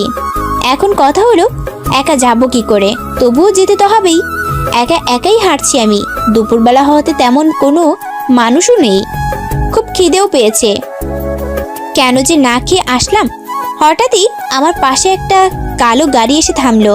কিছু বুঝে ওঠার আগেই কেউ আমার মুখে রুমাল চেপে ধরলো। পিট পিট করে চোখ খুললাম আমি। এ কি, রুমটা এত অন্ধকার কেন? আর হাত পাই বা বাঁধা কেন? কেউ কে আছো? কে এনেছে আমায় এখানে? কার এত বড় সাহস? আমার সামনে এসো। রুমের লাইট জ্বালাতেই অবাক হয়ে গেলাম আমি। আমার সামনে স্বয়ং রকি দাঁড়িয়ে আছে, পকেটে 2 হাত গুজে। এ কি, আমি এখানে কেন? আর আপনি বা এখানে কেন? তুমি এখনো বুঝতে পারছো না তুমি এখানে কেন আর আমি এখানে কেন? তবে শুনো, তুমি তো আমার কথা শুনোনি, তাই আমি তোমাকে কিডন্যাপ করে এখানে নিয়ে এসেছি। কি এত দরকার আপনার আমার সাথে যে আপনাকে আমায় কিডন্যাপ করে নিয়ে আসতে হলো? আমার তো আপনার সাথে তেমন কোনো দরকার নেই। আর আমাকে এখান থেকে যেতে দিন, তা না হলে। তা না হলে কি কি করবে তুমি? আমি কি তোমাকে ছেড়ে দেওয়ার জন্য কিডন্যাপ করেছি নাকি? মানে তাহলে কিসের জন্য? আমি জানি আদনান দেশে ফিরেছে, তাই যত তাড়াতাড়ি সম্ভব তোমাকে বিয়ে করে আমার করে নিতে চাই।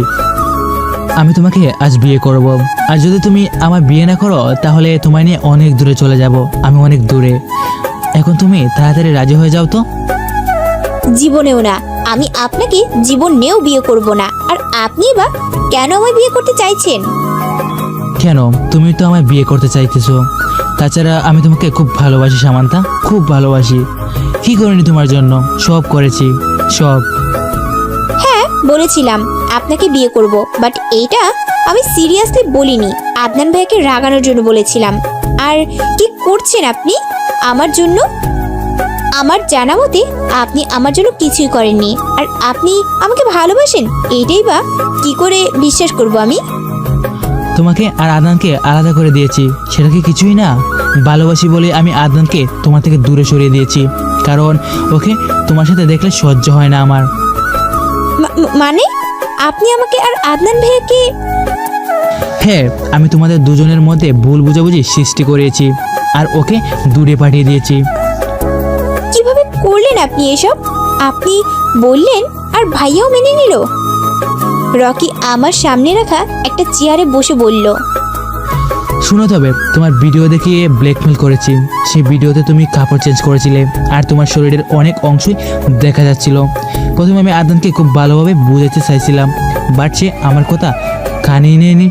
আমিও তোমার রুমে সিসি ক্যামেরা লাগিয়েছিলাম, আর একদিন বসে বসে তোমার ভিডিও দেখছিলাম। হঠাৎ চোখে পড়তে দেখলাম তোমার রুমের বাম পাশে আরেকটা কি যেন দেখা যাচ্ছে। ভালো করে জুম করে দেখলাম, এটা একটা ক্যামেরা। ব্যাস, পেয়ে গেলাম। ভুল বোঝানো আরেকটা উপায়।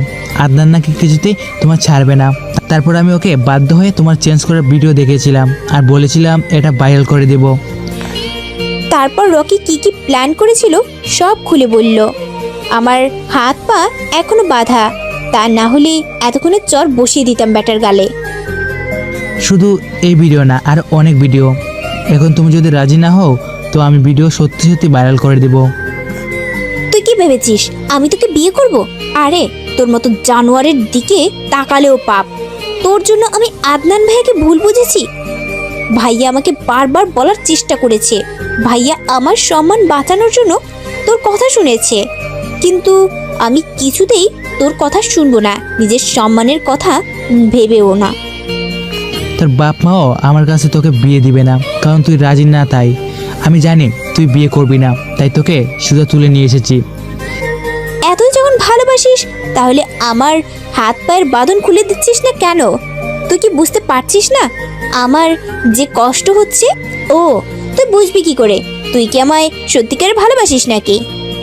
আমার কথা শুনে রকি এগিয়ে এসে আমার হাত পায়ের বাঁধন খুলে দিল। বাঁধন খোলার সাথে সাথেই আমি ওকে কষিয়ে চর বসিয়ে দিলাম। তোর মতো ছেলেকে কিছুতেই বিয়ে করব না আমি। কি মনে করেছিস এইসব করলেই আমি তোকে মেনে নেব? কখনো না। আমার মনে শুধু আদনান ভাইয়াই আছে, আর থাকবে। ও তোর মতো নিকৃষ্ট মানুষ আমি দুটো দেখিনি। আমাকে এখান থেকে যেতে দে বলছি। রকি রেগে তেড়ে এসে আমার চুলের মুঠি ধরলো। তোকে তো বিয়ে করতেই হবে, আর আজই। তারপর আমার চুলের মুঠি ছেড়ে দিয়ে একটা বক্স এনে আমার হাতে দিয়ে বলল, এখন শাড়ি আর অর্নামেন্টস আছে, এগুলো পরে নিবি।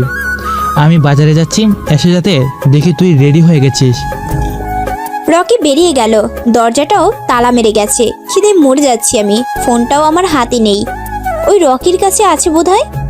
আমি এই রকিকে কিছুতেই বিয়ে করব না। আদনান ভাই ঠিকই বলতো, এই রকি মোটেও ভালো না। কেন যে তখন ভাইয়ার কথা শুনলাম না? যদি শুনতাম তাহলে হয়তো আজ এই দিনটি দেখতে হতো না।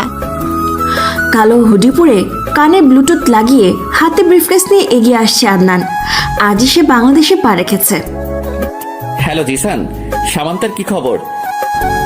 ভাই, সামান্ত বাবুকে কাল থেকে পাওয়া যাচ্ছে না। ভার্সিটি থেকে ফিরছিলেন, তারপর আর বাড়িতে যাননি। কি? আচ্ছা আমি আসছি, তুই তাড়াতাড়ি আমার বাংলোতে চলে আয়। রকি সামান্তার কিছু করেছে, আর তোকে যে বলেছিলাম ল্যাপটপ নষ্ট করতে, সেটা করেছিস? হ্যাঁ ভাই, কাল আমি রকির বাড়িতে গিয়েছিলাম। তারপর ওর মাকে বললাম রকি আমায় পাঠিয়েছে ল্যাপটপ ঠিক করার জন্য, তবে আমি নষ্ট করিনি। তাহলে কি করেছিস? ল্যাপটপ নিয়ে এসেছি। আমার মনে হয় রকি এত কাছে খেলোয়াড় নয়, ওর ফোনেও বোধহয় অনেক সিক্রেট আছে। জানি আমি। আচ্ছা রাখছি, তাড়াতাড়ি চলে আসিস। রকির কথা অনুযায়ী আমি শাড়ি আর কিছু অর্নামেন্টস পরে নিলাম। পরে যদি রেগে আবার কোনো অঘটন ঘটিয়ে ফেলে তখন? না বাবা, রিস্ক নেওয়া যাবে না। আপাতত রকি যা বলছে সেটা শোনাই বেটার। প্রচুর খিদে পেয়েছে আমার। দিন নাকি রাত সেটাও বুঝতে পারছি না। রুম এমনভাবে অন্ধকার আছে, এতটা পাষাণ মানুষ কি করে হয় সেটাই বুঝতে পারছি না আমি। এতক্ষণ হয়ে গেল, তারপরও একবার এসে জিজ্ঞেস করলো না আমার খিদে পেয়েছে কিনা। যদি সত্যি রকি আমায় ভালোবাসতো তাহলে আমার অবস্থা বুঝার অন্তত চেষ্টা করত। ওকে সত্যি আমায় ভালোবাসে নাকি কোনো রিভেঞ্জ নিচ্ছে আমার উপর? এখন থেকে যে পালাবো সেই সুযোগটাও নেই। কোথায় বন্দি করে রেখেছে কে জানে। আমি আদৌ ঢাকায় আছি তো? রকি যদি আমায় বিয়ে করে ফেলে তখন কি করব আমি? এখান থেকে তো পালাতেও পারবো না। আজ খুব আদনান ভাইয়ের কথা মনে পড়ছে। ভাইয়া কি জানে আমার বিয়ে হতে যাচ্ছে? ভাইয়া কি আটকাতে আসবে না? রকি এখনো সামান্তার কাছে যায়নি, বাজারে আছে এখনো। কি যেন খোঁজাখুঁজি করছে। কি মনে হতেই কাকে যেন ফোন করলো। হ্যালো রিয়াদ, ওদিকের কি খবর? ভাই ওই দিকের খবর মানে কোন দিকের খবর? আদনানের কথা বলছি আমি। আদনান এখন কি করছে কিছু জানো তুমি? আদনান খান তো আমেরিকা থেকে বাংলাদেশ চলে গেছে, এই 7-8 ঘন্টার মতো হবে। হোয়াট? তুমি এখন জানাচ্ছ আমাকে? যখন আমেরিকা থেকে রওনা দিয়েছিল তখন কেন বলনি? বলো, কেন বলনি? কোথায় ছিলে তুমি? ড্যামিট, তোমাকে আমি আমেরিকায় কী জন্য পাঠিয়েছিলাম? তুমিও চলে এসো, তারপর তোমাকে মজা দেখাচ্ছি। আদনান তার বাংলোতে বসে জিশানের সাথে কথা বলছে। তার এই বাংলোর খবর জিশান ছাড়া আর কেউ জানে না, ইভেন ওর ফ্যামিলির কেউও না। লুকিয়ে এখানে কাজ করে তারা। যারা অন্যায় করে তাদের ধরে এনে এখানে শাস্তি দেয়, তবে মার্ডার করে না, কাউকে মুখও দেখায় না। জিসান আনার চেষ্টা করেছিস? রকি এখনো কোথায় আছে? হ্যাঁ, রকির নাম্বার খুব কষ্ট করে কালেক্ট করেছিলাম আমি। এখন ওর নাম্বার ট্র্যাক করছি, দেখি লোকেশন কোথায় দেখায়। এ কি ভাই, ওর লোকেশন তো উত্তরের দিকে দেখাচ্ছে, তার মানে ও উত্তরে আছে। ভাই আমাদের এক্ষুনি যেতে হবে। চল, ও কোনো অঘটন ঘটিয়ে ফেলার আগেই আমাদের ঠিক সময় পৌঁছাতে হবে। আদনান দেশে চলে এসেছে মানে ও কোনো না কোনো কিছু করবে। হাত পা গুটিয়ে একদম বসে থাকবে না। ও যদি কোনো উল্টাপাল্টা করে তাহলে আমিও সামান্তার ভিডিও ভাইরাল করে দেব। বাট সব ভিডিও তো আমার ল্যাপটপে আছে, এখন আমার ল্যাপটপ আনতে হবে। রকি ওর বাড়িতে এসে ল্যাপটপ দেখছে, বাট ভিডিওর কোনো চিহ্নই নেই, সব ফাইল খালি দেখাচ্ছে। আশ্চর্য, আমি তো 2 দিন আগেও দেখলাম সব ভিডিও ঠিকঠাকভাবেই আছে, তাহলে আজকে ভাবে বেনিশ হয়ে গেল? এটাই যে আমার একমাত্র হাতিয়ার ছিল। বাসায় তো মা ছাড়া আর কেউ নেই, তাহলে কি মা আমার ল্যাপটপে হাত দিয়েছে? না না, মা আমার কোনো জিনিসে হাত দেয় না, আর ল্যাপটপ তো নাই। তবুও একবার জিজ্ঞাসা করি, মা তুমি কি আমার ল্যাপটপ ধরেছিলে? না, আমি কেন তোর ল্যাপটপ ধরবো? তুই না একটা মেকানিককে পাঠিয়েছিলিস তোর ল্যাপটপ ঠিক করার জন্য, সে ওইটা ধরেছে, আর কেউ ধরেনি। রকি নিজের মাথার চুল টেনে বলল, মা এটা তুমি কি করলে? আমি কোনো মেকানিককে পাঠাইনি। তুমি তো আমাকে একবারও জিজ্ঞেস করতে পারতে না আমি কোন মেকানিক পাঠিয়েছি কিনা। কি করলে তুমি এটা মা? কথাটা বলে রকি চলে গেল।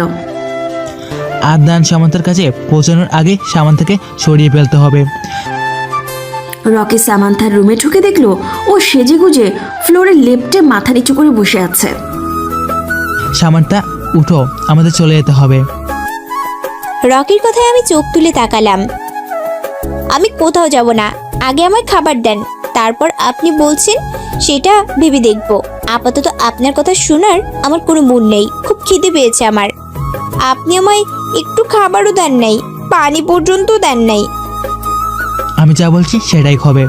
তুমি যাবে আমার সাথে, আর এক্ষুনি। তুমি কি মনে করেছো আমি তোমায় আদর করার জন্য বন্দি করেছি? মোটেও না। কথাটা বলে রকি আমায় টেনে দাঁড় করালো। দরজা দিয়ে বের হতেই আরে বাহ, আমাদের ছাড়ে শুভ কাজ সম্পন্ন করবে নাকি মিস্টার রকি? আদনান ভাইয়ের কণ্ঠ শুনে আমি আর রকি দুজনেই চমকে গেলাম। ভাইয়া দুই পকেটে হাত গুজে দাঁড়িয়ে আছে। ভাইয়া তো ইউএসএ ছিল, তাহলে বিডিতে কখন এলো? আমার ভাবনার ছেদ ঘটিয়ে ভাইয়া আবারও বলে উঠলেন, আরে তোমরা দুজন স্ট্যাচু হয়ে দাঁড়িয়ে আছো কেন?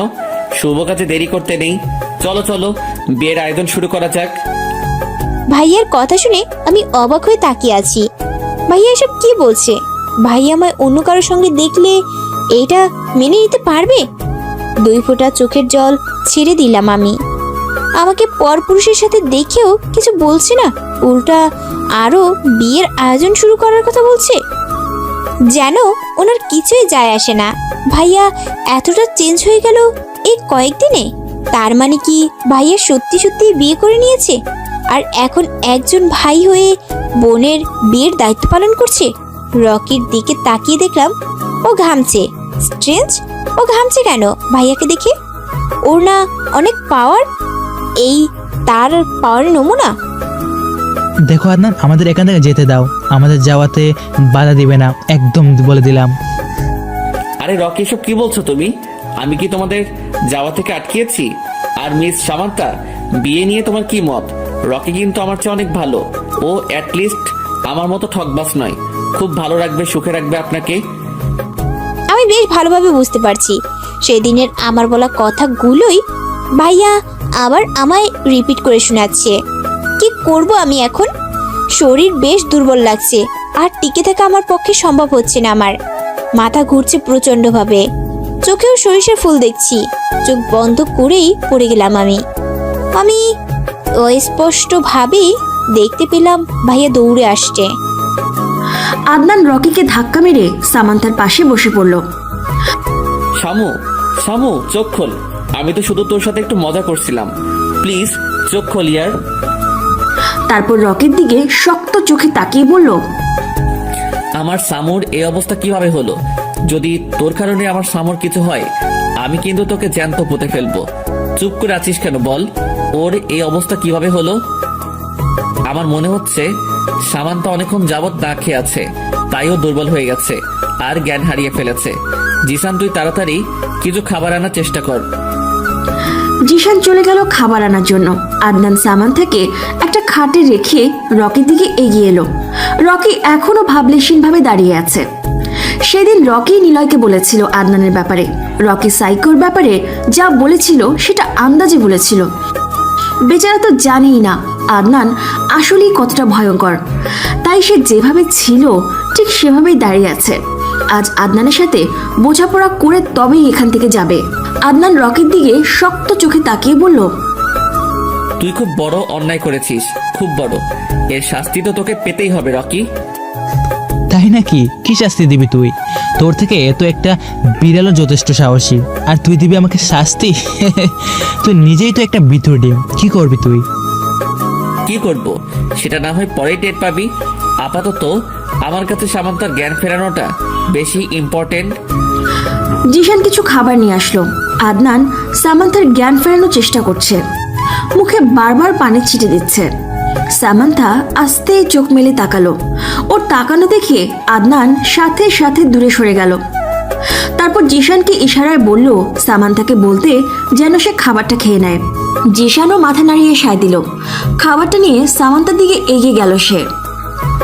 আপু, খাবারটা খেয়ে নিন, আপনি অনেকক্ষণ যাবত কিচ্ছু খাননি, মুখও শুকিয়ে গেছে একেবারে। আমি একবার খাবারের দিকে তাকালাম আর একবার আদনান ভাইয়ের দিকে তাকালাম। ভাইয়া দেয়ালে হেলান দিয়ে চোখ বন্ধ করে তাকিয়ে আছে, আর রকির দরজায় দাঁড়িয়ে আছে। আমি সবার দিকে একবার চোখ বুলিয়ে খাবার খেতে শুরু করলাম। অনেক খিদে পেয়েছে আমার, আগে খাই তারপর যা হবার হবে। আমি খাবার খেয়ে নিলাম, দেয়ালে মাথা ঠেকিয়ে বসে আছি। রকি আমার দিকে এগিয়ে আসলো। বেশ, অনেক হয়েছে সামান্তা, তোমার খাবার খাওয়া শেষ হয়ে গেছে, এবার চলো আমাদের সাথে। কথাটা বলে রকি আমার হাত ধরে দাঁড় করাতেই কষিয়ে চড় দিলাম ওর গালে। কি মনে করেছিস তুই? তুই এসব করবি আর আমি হাসতে হাসতে তোর সাথে চলে যাব? কথাটা বলে ইচ্ছে মতো চর বসিয়ে দিতে থাকলাম ওর গালে। আমার যত রাগ তার সব রকির গালের ওপর ঝাড়ছি। কতটা কষ্ট দিয়েছে আমাকে আর আদনান ভাইয়াকে। আদনান জিশানের কাছে গিয়ে বলল যেন সামান্থাকে বাড়িতে দিয়ে আসে, এদিকে সে সামলাবে। আদনানের কথা অনুযায়ী জিশান সামান্থাকে নিয়ে তাদের বাড়ির দিকে রওনা দিল। রকি, তোমায় আমার সাথে এক জায়গায় যেতে হবে। কোথায় যাব আর কেন যাব? আমি যেতে পারবো না। সেখানে গেলেই তুমি তোমার উত্তর পেয়ে যাবে। আর তুমি তো বলো আমি ভিতর ডিম, তাহলে আমার সাথে যেতে এত ভয় কিসের তোমার? তবে কি আমি ধরে নিব যে তুমি আমায় ভয় পাও? কথাটা শুনে রেগে গেল রকি। এক্সকিউজ মি, আমি তোকে ভয় পাই না, আর তোমাকে তো নয়। বলো কোথায় যেতে হবে? আদনান এটাই চাইছিল, কারণ এত মানুষের ভিড়ে রকিকে তুলে নিয়ে যেতে পারবে না সে। চলো আমার সাথে। আদনান রকিকে নিয়ে ওর বাংলোতে আসলো। রকির মনে অনেক প্রশ্ন জাগছে। আদনান কেন ওকে এখানে নিয়ে আসলো? আদনান রকিকে একটা রুমে নিয়ে দরজা বন্ধ করে দিল। তারপর এক পা করে রকির দিকে এগোতে থাকলো। একে আদনান, তুমি দরজা বন্ধ করলে কেন? আর এই রুম এত অন্ধকার কেন? রকির কথার মাঝেই আদনান এসে ওর নাক বরাবর একটা পাঞ্চ মারলো। রকির নাকে হাত দিয়ে আদনানের দিকে রাগী দৃষ্টিতে তাকিয়ে আছে। এই, তোমার সাহস তো কম না, তুমি আমায় মারলে? তো কি করব? জামাই আদর করব? রকিও এগিয়ে আসলো। একজন আরেকজনকে মারছে। আদনান ক্যারাটে জানে, রকি আদনানকে তেমন আঘাত করতে পারছে না, কিন্তু আদনান একটার পর একটা করেই যাচ্ছে। রকি আর না পেরে ফ্লোরে বসে গেল। আদনান রকিকে তুলে চেয়ারে নিয়ে বসালো, তারপর সারা শরীর দড়ি দিয়ে বাঁধলো। রকি নিবু নিবু চোখে তাকাচ্ছে আদনানের দিকে। মার খেয়ে বেচারার অবস্থা শেষ। আদনান ওর সামনে বসলো, হাতে একটা ধারালো ব্লেড দেখে বড় বড় চোখে তাকালো রকি। আদনান একটা মুচকি হাসি দিয়ে রকির হাতে ব্লেডটা চালিয়ে দিল। চিৎকার করে উঠল রকি। খুব শখ তোর সামান্তাকে পাওয়ার, তাই না? এই হাত দিয়েই তো তুই ওর রুমে ক্যামেরা লাগিয়েছিলি। বল, ওর রুমে কেন ক্যামেরা লাগিয়েছিলিস? রকি তবুও কিছু বলছে না দেখে আদনান আরেক হাতে ব্লেড চালিয়ে দিল। বলবি নাকি চোখ উপড়ে নিব? আমি কিন্তু এসবে অভ্যস্ত আছি, তাই তেমন কষ্ট হবে না আমার। আদনানের কথা শুনে অবাক চোখে তাকালো রকি। বলবি কিনা বল। কি বলবো? কি বলার কি বাকি রাখছো তোমরা? তোমাদের কারণে আমার বাবা 2 মাস পুলিশের হেফাজতে ছিল, আর আমার মা 3 মাস কোমা ছিল। তাই আমি রিভেঞ্জ নেওয়ার জন্য সামন্তের সাথে এসব করেছি, আর আমার মনে হয় আমি যা করেছি বেশ করেছি। সোহানা আন্টি কোমায় গিয়েছিল গাড়ির নিচে চাপা পড়ার কারণে, আর উনি কোমা থেকে ফিরে আসার পর রোহান আঙ্কেল নিজে পুলিশের কাছে গিয়ে সোহানা আন্টি আর ওনার কুকর্মের কথা স্বীকার করেছিলেন। জানিসই তো বাংলাদেশে এখন এসবের জন্য কিছু শাস্তি প্রদান করার ব্যবস্থা করা হয়েছে, তাই ওনাকে 5 মাসের জেল দেওয়া হয়েছিল। প্রথমে ওনাকে বলা হয়েছিল যেন সোহানা আন্টিকে বিয়ে করে নেন, বাট আঙ্কেল রাজি ছিলেন না। প্রায় 1 মাস পর রেহান আঙ্কেল রাজি হলেন, আর ওনাকেও জেল থেকে মুক্তি দেওয়া হয়েছিল। কি সত্যি বললাম তো, নাকি ভেজাল আছে? তাহলে এখানে তুই আমাদের দোষ কোথায় দেখলি যে আমাদের উপরে রিভেঞ্জ নেওয়ার জন্য উঠে পড়ে লেগেছিস? আমি এত কিছু জানি না, আমি শুধু জানি এসবের জন্য তোরা দায়ী। আমার কি মনে হয় জানিস রকি, তুই না মানসিকভাবে সিক। একজন সুস্থ মানুষ সবকিছু জেনে এমন পাগলামো জীবনেও করবে না। তুই সব সময় তোর মস্তিষ্কের কথা শুনেছিস, মনের কথা শুনিসনি, মন দিয়ে বিচার করিসনি। যদি মনের কথা শুনতিসই তাহলে এসব করতি না। সে যাই হোক, তোকে তোর কর্মের শাস্তি পেতেই হবে। কথাটা বলে আদনান রকির শার্টের কয়েকটা বোতাম খুলে শার্টের নিচে নামালো, তারপর রকির কাঁধে ব্লেডটা চালিয়ে দিল। রকির ঠোঁট কামড়ে ধরলো। চিৎকার করছে না, কিন্তু চোখ থেকে ঝরঝর করে পানি পড়ছে। আদনান ওর আরেক কাঁধেও ব্লেড চালিয়ে দিল। তারপর একটা বাটি নিয়ে আসলো, যেটাতে মরিচের গুঁড়ো আর নুন মেশানো আছে। আদনান একটা বাঁকা হাসি দিয়ে ওর কাটা স্থানে নুন আর মরিচের গুঁড়ো লাগিয়ে দিল। রকির হাত বারবার কেঁপে উঠছে। হাত বাঁধা থাকার কারণে কিচ্ছু করতে পারছে না সে। আদনান একটু একটু করে সব কাটা স্থানে নুন আর মরিচ লাগিয়ে দিল। রকির চোখ মুখ লাল হয়ে গেছে। আদনান একটা চেয়ারে বসে বলল, আপাতত এটাই তোর পানিশমেন্ট। রেহান আঙ্কেলের দিকে তাকিয়ে তোকে মাফ করে দিলাম, না হলে তোর পরিণতি খুব ভয়ানক হতো। তোর বাবা আমাদের ফ্যামিলির সদস্যদের মতোই একজন, অনেক উপকার করেছেন আমার আর আমার চাচ্চুর, তাই তোকে ছেড়ে দিলাম। বাট এটা বুঝিস না যে আমি তোকে মাফ করে দিয়েছি। তোর প্রতি রাগ আর ক্রোধ আমার শরীরে শিরায় শিরায় বয়ে যাচ্ছে। ইচ্ছে তো হচ্ছিল তোকে খুন করে ফেলি, বাট এটা আমি করতে পারবো না। বাই দ্য ওয়ে যাচ্ছি আমি, তুই আপাতত 7-10 দিন এভাবে বন্দি থাক, তোর খাওয়া দাওয়া সব বন্ধ। কথাটা বলেই আদনান রুম থেকে বেরিয়ে বাইরের দরজায় তালা মেরে দিল। বাড়িতে ভাইয়া সবাইকে মিথ্যা কথা বলেছিল যে আমি আমার বান্ধবীর বাসায় ছিলাম, তাই কেউ তেমন চিন্তা করেনি। ড্রয়িং রুমে বসে আছি আর নখ কামড়াচ্ছি। ভাইয়া কখন আসবে আর সামনাসামনি দেখব। বেশ কিছুক্ষণ পর ভাইয়া বাসায় এলেন। আমার দিকে একবার তাকিয়ে আবার সিঁড়ি পেয়ে উপরে চলে গেলেন। আমি ভাইয়াকে ডাক দিতে গিয়েও দেইনি। কি মুখ নিয়ে ডাক দিব ভাইয়াকে? রাতে সবাই ডিনারে বসেছি। ভাইয়া আসার উপলক্ষে আম্মু আর মামুনি ভাইয়ার পছন্দের খাবার রান্না করেছে। সবাই ডাইনিংয়ে বসে ভাইয়ার জন্য অপেক্ষা করছে। বেশ কিছুক্ষণ পরে ভাইয়া এলেন, একটা 3/4 প্যান্ট আর লাল টি শার্ট পরে। ভাইয়া একেবারেও আমার দিকে তাকায়নি। টেবিলে না বসেই ভাইয়া বললেন, সামান্তা যদি আমার সাথে বসে খাবার খায় তাহলে আমি খাবার খাবো না। কথাটা বলে ভাইয়া পুনরায় ওনার রুমে চলে গেলেন। হয়েছে শান্তি, ছেলেটার সাথে এরকম না করলেও পারতিস। চলে গেছে, বেশ করেছে। তোর সাথে এক টেবিলে বসে খাবার খাওয়ার কোনো মানেই হয় না। রিঙ্কি, এসব কি করছিস? মেয়েটা খেতে বসেছে, ওকে খেতে দে। আদনান না হয় পরে খেয়ে নিবে। ও যখন টেবিলে বসেছে তাহলে ও খেয়ে নিক না। আমি আর কিছু না বলে খাবার ফেলেই চলে আসলাম। আব্বু, বড় আব্বু, মামুনি, জিএম সবাই পিছে পিছে ডাকছে, তবু আমি না দাঁড়িয়ে চলে আসলাম। সত্যি তো, ভাইয়া আমার জন্য না খেয়ে আছে, আর আমি কি করে খেতাম? রিঙ্কি, এবার তুই শান্তি হয়েছে? নে, এবার মেয়েটাও না খেয়ে চলে গেল। কেন শুধু শুধু বকতে গেলি বলতো? রুহি দেখ, সামান্তা যা করেছে সেটা একেবারে অন্যায়। আমরা তো শুধু আদনানকেই দোষারোপ করে যাচ্ছিলাম, যেখানে ছেলেটা একেবারে নির্দোষ। তুই যদি না বলতিস তাহলে তো আমি জানতেই পারতাম না। হয়েছে, এবার খাওয়া স্টার্ট করো। খাবার ঠান্ডা হয়ে যাচ্ছে তো। আর রিঙ্কি, খাবার খেয়ে একটু তাড়াতাড়ি চলে আইসো। আরোহী একটু হেসে বলল, হ্যাঁ রিঙ্কি, তাড়াতাড়ি যাস, না হলে তোর হাজবেন্ড তোকে অনেক মিস করবে ইয়ার। রিঙ্কি একটু লাজুক হেসে সেও খাবারে মনোযোগ দিল।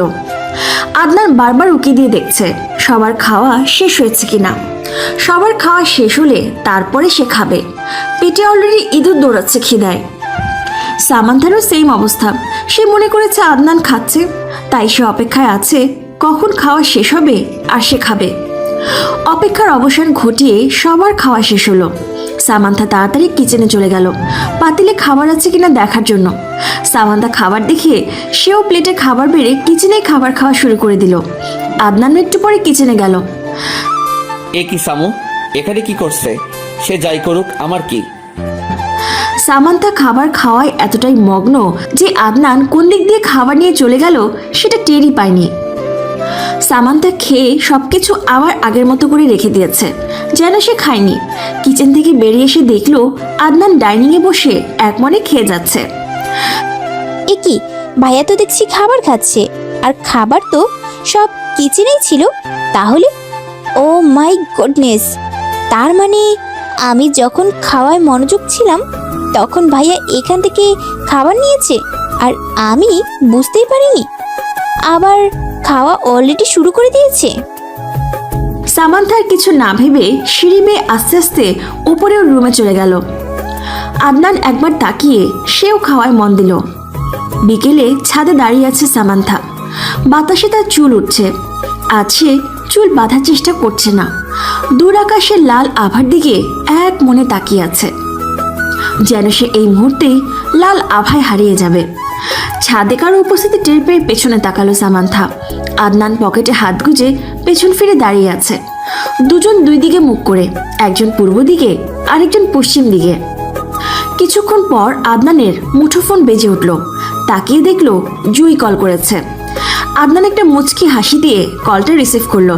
সামান্তা ওর দিকে এক দৃষ্টিতে তাকিয়ে আছে, তাই আদনানের মুচকি হাসি ও চোখ এড়ায়নি। হ্যালো জুই, কেমন আছো? যদিও আমি জানি তুমি ভালো আছো। তুমি তো আমি ভালো আছি কি না মন্দ আছি সেটাও জানো দেখছি। জানবো না তো কি করে হয়? আচ্ছা আদনান, তুমি কি এটা আমার সাথে ঠিক করেছো? বিড়িতে চলে গেছো আর একবারও বলনি আমায়। আমার কত ইচ্ছে ছিল তুমি যখন যাবে তখন আমিও তোমার সাথে যাব, তার হলো কই? অ্যাকচুয়ালি জুই একটা কাজ পড়ে গিয়েছিল, তাই তাড়াতাড়ি ফিরতে হলো, আর তোমাকেও জানাতে পারিনি। আর আমার সাথে আসনি তো কি হয়েছে, এবার চলে আসো, আমাদের বাসায় থাকবে তুমি যতদিন তোমার ইচ্ছা, আর আমি নিজে তোমায় রিসিভ করতে যাব। সত্যি? ঠিক আছে, আমি এই কয়েকদিনের ভিতরেই আসার চেষ্টা করছি। ভালো থেকো কেমন? কথাটা বলেই জুই কল কেটে দিল। আদনান সামান থেকে জ্বালানোর জন্য ফোন কানে রেখে দিয়েছে, আর বেবি জানো এমন করছে। সামান্থা আর এক মুহূর্ত না দাঁড়িয়ে চোখ মুছতে মুছতে চলে গেল। আদনান সেদিকে তাকিয়ে একটু বাঁকা হাসি হাসলো। সামান্তা খানের জ্বলন হচ্ছে, চলো আরো ভালো করে চলো, চলতে চলতে শেষ হয়ে যাও। এখন কষ্ট লাগছে, আমারও কষ্ট হতো, বাট তুই বুঝিসনি। এবার দেখ কষ্ট কাকে বলে। এখন থেকে প্রতিনিয়ত কষ্টই পাবি তুই, কষ্টই হলো তোর একমাত্র সঙ্গী। আমার কথা বিশ্বাস না করার ফল এবার হাড়ে হাড়ে টের পাবি। রুমে এসে দরজা বন্ধ করে ওড়না একদিকে ফেলে হাত পা ছড়িয়ে ছিটিয়ে কান্না করছে সামান্থা। আদনান ভাই এত তাড়াতাড়ি চেঞ্জ হয়ে গেল। আমেরিকায় গিয়ে গার্লফ্রেন্ডও পটিয়ে ফেলেছে।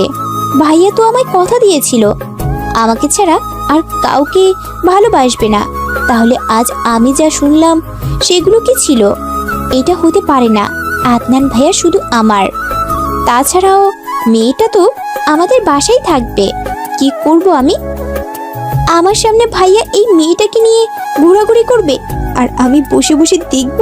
ও গড, এটাই কি হওয়ার ছিল? আমি কেন এখনো কষ্ট পাচ্ছি? কম কষ্ট তো ভাইয়াকে দেইনি। এখন বুঝতে পারছি ভাইয়া কত কষ্ট পেয়েছিল। আমি আর ভাবতে পারছি না, মাথাটা ভালো মতোই ধরেছে। এখন আপাতত কড়া করে লিকারের চা খেতে হবে, বাকি কান্না না হয় রাত্রে কাঁদবো।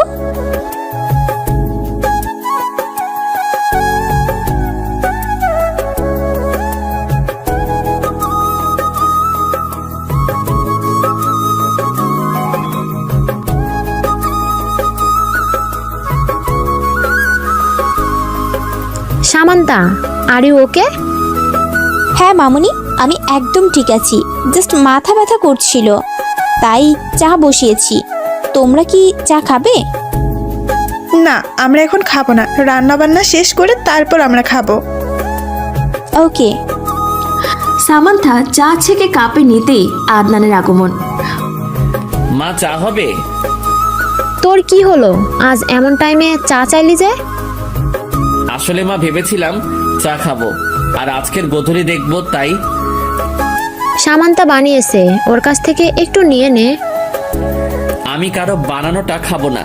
তোমরা যখন বিজি তাহলে আমি বানিয়ে দিচ্ছি। আমারও ঠেকা পড়ে নেই, কাউকে হুদাই চা বানিয়ে খাওয়াবো। কথাটা বলেই সামান্থা একটা ভেঙচি কেটে চলে গেল। অসভ্য মেয়ে। তা আদনান, আজ তুই চা বানাচ্ছিস, পারবি তো? কেন ছোট আম্মু, আমাকে কি তোমাদের কাছে অকর্মা মনে হয়? আমি চা বানাবো আর সবার জন্য। সবাইকে আমার প্রশংসা না করে পারবে না বলে দিলাম।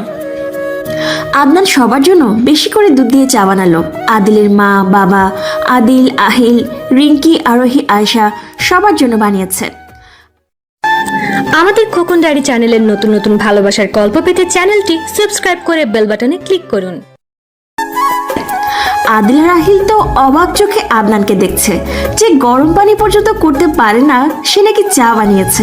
ব্যাপারটা হজম করতে বেশ সময় লাগছে তাদের কাছে। এ কি, তোমরা আমাকে দেখছো কেন? পরে দেখো, দেখার জন্য আরো সময় আছে। আগে চা খাও, নইলে ঠান্ডা হয়ে যাবে। আয়েশা মুখে চা দিয়ে বলল, ভাইয়া তুমি খুব মজা করে হরলিক্স বানাও। মা, তুমি এখন থেকে হরলিক্স বানাবে না, ভাইয়া বানাবে। ভাইয়া খুব মজা করে হরলিক্স বানায়। আয়েশার কথা শুনে সবাই হেসে দিল। ওই আমি এটা চা বানিয়েছি, হরলিক্স না। আদনানের দাদুও চা মুখে দিয়ে হেসে ফেললেন। দাদু ভাই, এটা তো হরলিক্সই, এমন মিষ্টি আর দুধ দিয়েছো।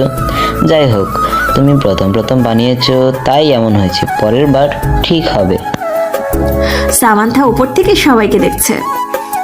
সবাই কত সুন্দর হাসছে মাতছে, শুধুমাত্র আমি ছাড়া।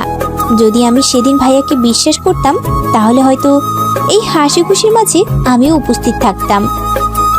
একটা দীর্ঘশ্বাস ছেড়ে চলে গেল সামান্থা। আদনান সবার দিকে একবার তাকিয়ে বলল, আমি তোমাদের একটা কথা বলতে চাই। বলো শুনি। অ্যাকচুয়ালি কাল আমার সব কলেজের ফ্রেন্ডরা আসছে, ওরাই আসতে চাইছে। এখন তোমাদের পারমিশন ছাড়া তো আমি ওদের আসতে বলতে পারি না। যদি তোমরা বলো তাহলে আমি ওদের বলবো ওরা যাতে চলে আসে। আরে এটা তো ভালো কথা, এটাতে আবার জিজ্ঞেস করার কি আছে? ওদের বলে দে ওরা যাতে চলে আসে। আমি আর রিঙ্কি সব খাবারের দিক সামলে নিব। ঠিক আছে মা, আমি এক্ষুনি ওদের বলছি। সকালে ঘুম থেকে উঠে ফ্রেশ হয়ে নিচে গিয়ে দেখলাম সবাই অলরেডি খাওয়া শুরু করে দিয়েছে। আমি টেবিলে গিয়ে প্লেট, একটু জেলি আর দুটো ব্রেড নিলাম। আপাতত এটা খেলেই পেট ভরে যাবে। প্লেট নিয়ে সোফায় চলে গেলাম, না হলে আবার আদনান সাহেব খাবেন না। সকাল 12:40 দিকে গেটের দিকে হইচই দেখে এগিয়ে গেল সামান্থা। গেটে প্রায় 15-20 জন ছেলে মেয়ে দাঁড়িয়ে আছে। ওহ, তাহলে এরাই হলো আদনান ভাইয়ের কলেজ ফ্রেন্ড। মশার পাল কোথাকার। আদনান ভাইয়া এগিয়ে গিয়ে ওদের সবাইকে বাড়িতে ঢুকালেন। ওরা সবাই এক এক করে সবার সাথে কুশল বিনিময় করছেন, শুধু আমি নীরব দর্শকের মতো দাঁড়িয়ে দাঁড়িয়ে দেখে যাচ্ছি। আদনানের এক ফ্রেন্ড জুবায়ের অনেকক্ষণ ধরে সামান্থাকে দেখছে, আর সেটা কেউ ফলো না করলেও আদনান কিন্তু করছে। আদনান এগিয়ে গেল জুবায়েরের দিকে। হেই ব্রো, ওদিকে কি দেখছিস? না আসলে, আচ্ছা এই মেয়েটা কে রে ভাই? কি সুন্দর দেখতে, কি মায়াবী চেহারা, একটু পটিয়ে দে না ভাই। ওদিকে নজর দিস না, ওটা আমার জন্য বুক করা। তুই বরং অন্যদিকে নজর দে। কি? ও তাহলে তোর? হ্যাঁ, যেটা বুঝেছিস সেটাই। কিছুক্ষণ পর আয়েশা নিচে এলো। এত মানুষ দেখে তার চোখ ছানা বড়া। এই যে, তোমরা কি বিয়ে বাড়িতে এসেছো? আয়েশার কথা শুনে সবাই আয়েশার দিকে তাকালো। আয়েশা মাথায় দুদিকে ছুটি বেঁধেছে, মুখ ফুলিয়ে কোমরে 2 হাত দিয়ে কথাটা বলল সে। আদনানের ফ্রেন্ড মাহফুজ আয়েশার নমুনা দেখে দাঁত বের করে হেসে ফেলল। এই যে দাঁত বের করছো কেন? দাঁত ভেঙে দিব। আয়েশার কথা শুনে মাহফুজ তাড়াতাড়ি তার মুখ বন্ধ করলো। আদনানের আরেক ফ্রেন্ড আবির বলে উঠল, আরে ভাই দেখ দেখ, কিরকম গরুর মতো শিং বেঁধেছে, পুরাই গরু লাগছে। একটা লেজ থাকলে আরো ভালো হতো। আচ্ছা, আমাকে মনে হয় গরুর মতো লাগছে, আর তুমি যে কবুতরের মতো চুল খাড়া করে রেখেছো তাতে তোমায় বান্দরের মতো লাগছে। আয়েশার কথা শুনে আবির হে হে করে হেসে দিল। আচ্ছা খোকে, জীবনে তো শুনিনি কবুতরের চুল আছে। তুমি কোথায় কবুতরের চুল দেখলে? আমি দেখেছি বলেই বলেছি। এবার বলো, তোমরা কি বিয়ে বাড়িতে এসেছো? না না, আমরা তো বন্ধুর বাড়িতে এসেছি, বিয়ে বাড়ি কেন আসবো? তাহলে চা খেয়ে চলে যাও। বিয়ে বাড়িতে গেলে ভাত খেতে হয়। কেন গো, তোমাদের বাড়িতে ভাত নেই? আমরা তো ভাত খেয়ে যাব। তুমি এত কিপটু কেন? ওটা কিপটু নয়, কিপটা হবে। আরে আমি তো আদর করে কিপটু বললাম, আর তুমি তাহলে স্বীকার করছো যে তুমি কিপটা? আমি মোটেও কিপটা নই, তোমরা সবাই কিপটা। জানো না, কারো বাসায় গেলে চিপস চকলেট নিয়ে যেতে হয়, এসব না নিয়ে খাম্বাগুলো চলে আসছে। ঠিক আছে, এরপর তোমাদের বাসায় আসলে চিপস আর চকলেটের দোকান সহ নিয়ে আসবো। আর আমাদের যে ভাত খাওয়াবে ওটার খোটা দিও না, তাহলে যে মনে অনেক বড় ধাক্কা লাগবে গো। আচ্ছা ঠিক আছে ঠিক আছে, এত করে যখন বলছো তাহলে আমি খোটা দিব না। কিন্তু হ্যাঁ, এটা মনে রাখবে যে আমি কত দয়ালু, তোমাদের মতো ভিখারিদের খাবার দিয়েছি। আচ্ছা আচ্ছা, মনে রাখবো। এখন তুমি আসতে পারো। আয়েশা চলে গেল। আবির আদনানের দিকে তাকিয়ে বলল, ভাই তোর বোন শেষমেশ আমাদের ভিখারি বানিয়ে দিল। আমি প্রত্যেক দিন ওর জ্বালানো সহ্য করি, এবার তোরা একটু সহ্য কর। ও একটু বেশি পাকনামি করে, কিছু মনে করিস না। আরোহী আর রিঙ্কি সবাইকে ডেকে লাঞ্চ করানোর জন্য ডাইনিংয়ে নিয়ে গেল। সামান্থা কিচেনেই দাঁড়িয়ে আছে। আরোহী ওকে আদনানদের সাথে বসতে বলল, কিন্তু সামান্থা গেল না। চুলা একটা পাতিল বসিয়ে দিয়ে পানি ঢাললো। নুডলস বানিয়ে খাবে সে। এ কি সামান্তা, তুমি ডাইনিংয়ে যাও, লাঞ্চ করবে তো? না মামনি, আমি লাঞ্চ করব না। আমার নুডলস খেতে খুব ইচ্ছে করছে, তাই নুডলসই খাবো। খাওয়ার মধ্যেই আদনানের মুঠোফোনটা বেজে উঠল। জুই কল করেছে। হ্যালো জুই। হ্যাঁ আদনান, তুমি একটু এয়ারপোর্টে আসতে পারবে? এয়ারপোর্টে? কিন্তু কেন? অ্যাকচুয়ালি আমি বিডিতে চলে এসেছি। তুমি তো বলেছিলে আমাকে নিতে আসবে, তাহলে আজ আসবে না? ঠিক আছে, আমি আসছি। কে রে আদনান, জয় কি বললো? ও বিডিতে চলে এসেছে, ওকে আনতে যেতে হবে। আমি খেয়েই চলে যাব, বেশি সময় তো লাগে না, জাস্ট 25 মিনিট। তোরাও ওয়েট করিস, ওকে দেখে তারপর যাবি। আদনান খাবারটা খেয়ে ওর বন্ধুদের রেখেই চলে গেল। সামান্থা কিচেন থেকে সব দেখছে আর নিজেই নিজেকে প্রশ্ন করছে, কে এই জুই যার জন্য ভাইয়া ওনার বন্ধুদের ফেলেও চলে গেল? সেদিন তো এই মেয়েকেই জানু বেবি বলছিল, আর এই মেয়েই তো আমাদের বাড়িতে থাকবে এখন থেকে। ভাইয়া কি সত্যি এই মেয়ের সাথে অ্যাফেয়ারে আছে? সামান্থা বিকেলে ছাদে ওর ফুল গাছে পানি দিচ্ছে। আদনান ফুলের টবগুলো সামান্থার জন্য এনেছিল। অনেকদিন ধরে যত্ন নেওয়া হয় না, তবে আজ একটু যত্ন নেওয়ার ইচ্ছে হচ্ছে, তাই সে পানি দিচ্ছে। সামান্থা বারবার ছাদ থেকে নিচে উকি দিয়ে দেখছে আদনান আসছে কিনা। 1 ঘন্টা হতে চলল, তবুও আসছে না সে। সামান্থার অপেক্ষার অবসান ঘটিয়ে আদনান চলে এলো। এর সাথে জুইও আছে। সামান্থার চোখ ছলছল করছে। সামান্থা আর নিচে গেল না, ছাদেই একটা দোলনায় বসে পড়ল। আদনান জুইকে নিয়ে সবার সাথে দেখা করালো। জুই শুধু একজনকেই খুঁজছে, সেটা হলো রকি। আদনান, রকি কোথায়? ওকে তো দেখছি না। তুমি হঠাৎ রকিকে খুঁজছো যে? না মানে সবাই যখন এখানে, তাহলে রকিরও তো থাকার কথা, রাইট? জানি না, ওকে তো আমি ফোন করেছিলাম, বাট রিসিভ করেনি। আমি ওকে অনেকদিন ধরে ফোন করছি, বাট ফোন ধরছে না। ও কি জানে না আমি ওকে কতটা মিস করছি? মানে মিস করছো মানে? আসলে আদনান, তোমাকে বলা হয়নি, আমার আর রকির বিয়ে ঠিক হয়ে গেছে। অ্যাফেয়ারে আমরা আছি। আমি বিডিতে আসলেই বিয়ে হওয়ার কথা ছিল, বাট ওকে তো পাচ্ছি না। প্লিজ আদনান, তুমি কিছু একটা করো, দেখো কোথাও ওকে পাও কিনা। আমি দেখছি কি করা যায়। আদনানের ফ্রেন্ডরা চলে গেল। আদনানও কোথায় চলে গেছে। জুইয়ের একা একা ভালো লাগছে না, তাই সে ছাদে গেছে। ছাদে গিয়ে দেখলো সামান্থা মন খারাপ করে আকাশের দিকে তাকিয়ে আছে। জুই চিনতে পারলো না সামান্থাকে। হেই, হু আর ইউ? কারো কণ্ঠ শুনে ধ্যান ভাঙলো সামান্থার। তাকিয়ে দেখলো জুই তাকে প্রশ্নটা করেছে। আমি সামান্থা। কি, তুমি সেই সৌভাগ্যবতী সামান্থা? ও মাই গড! সৌভাগ্যবতী মানে তুমি জানো তোমাকে আদনান কতটা ভালোবাসে? আমেরিকায় থাকতে যখন ওর কাছে যেতাম না, তখন শুধু তোমার কথাই বলতো, আর তোমার ছবির দিকে ছলছল চোখে তাকিয়ে থাকতো। বাই দ্য ওয়ে, তোমার কি মন খারাপ? নিচেও তো গেলে না। না এমনি। চিচি, আদনান ভাইয়ের বিষয়ে আমি এসব কি ভাবছিলাম। ভাইয়া আবার আমায় ভুল প্রমাণিত করলো। এই লোকটার কাছে কখনো জিততে পারিনি আমি, তবে আজকে যাই হয়ে যাক, আদনান ভাইয়ার মান আমি ভাঙাবো। কিন্তু ভাইয়া কোথায় গেল? ভাইয়াকে তো দেখছি না। আদনান ওর বাংলোতে গেছে। রকি যেই রুমে আছে সেই রুমের দরজা খুলে দেখলো রকি চেয়ারে হেলান দিয়ে চোখ বুজে আছে। ওর অবস্থা একেবারে করুণ। না চাইতেও আদনানের চোখ ছলছল করে উঠল। হাজার হলেও নিজের ফ্রেন্ড বলে কথা। আদনান দেরি না করে রকির হাত পায়ের বাঁধন খুলে দিল। কারো স্পর্শ পেয়ে চোখ মেলে তাকালো রকি। আদনান ওর কাটা স্থানের দিকে তাকিয়ে দেখলো একেবারে ঘা হয়ে গেছে। চল আমার সাথে, তোকে হসপিটালে নিয়ে যাব। না আদনান, আমি হসপিটালে যাব না। আমি যে অন্যায় করেছি সেটা ক্ষমার অযোগ্য। আমি এখানেই থাকবো, তুই চলে যা। আমি এখন রাগের বসে দুষ্গুণ বিচার করিনি, তাই এমন অন্যায় করেছিলাম। তাই এখন আমায় প্রায়শ্চিত্ত করার সুযোগ দে। তুই তোর ভুল বুঝতে পেরেছিস, এটাই অনেক।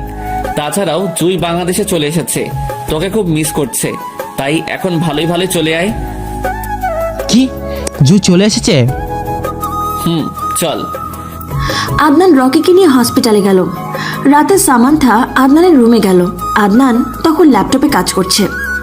সামান্থা কাঁপা কাঁপা কণ্ঠে বলল, ভাইয়া। আদনান মাথা তুলে তাকালো সামান্থার দিকে। তুই তুই আমার রুমে কি করছিস? ভাইয়া আসলে আমি তোমার কাছে ক্ষমা চাইতে এসেছি। প্লিজ ভাইয়া, আমায় ক্ষমা করে দাও, আমাকে একটা সুযোগ দাও প্লিজ। এখান থেকে বেরিয়ে যা। পারছি। কি ভুল করেছিলাম সেদিন, এই ভুল আমি আর দ্বিতীয়বার করব না। আদনানও ভাবছে ক্ষমা করবে কিনা।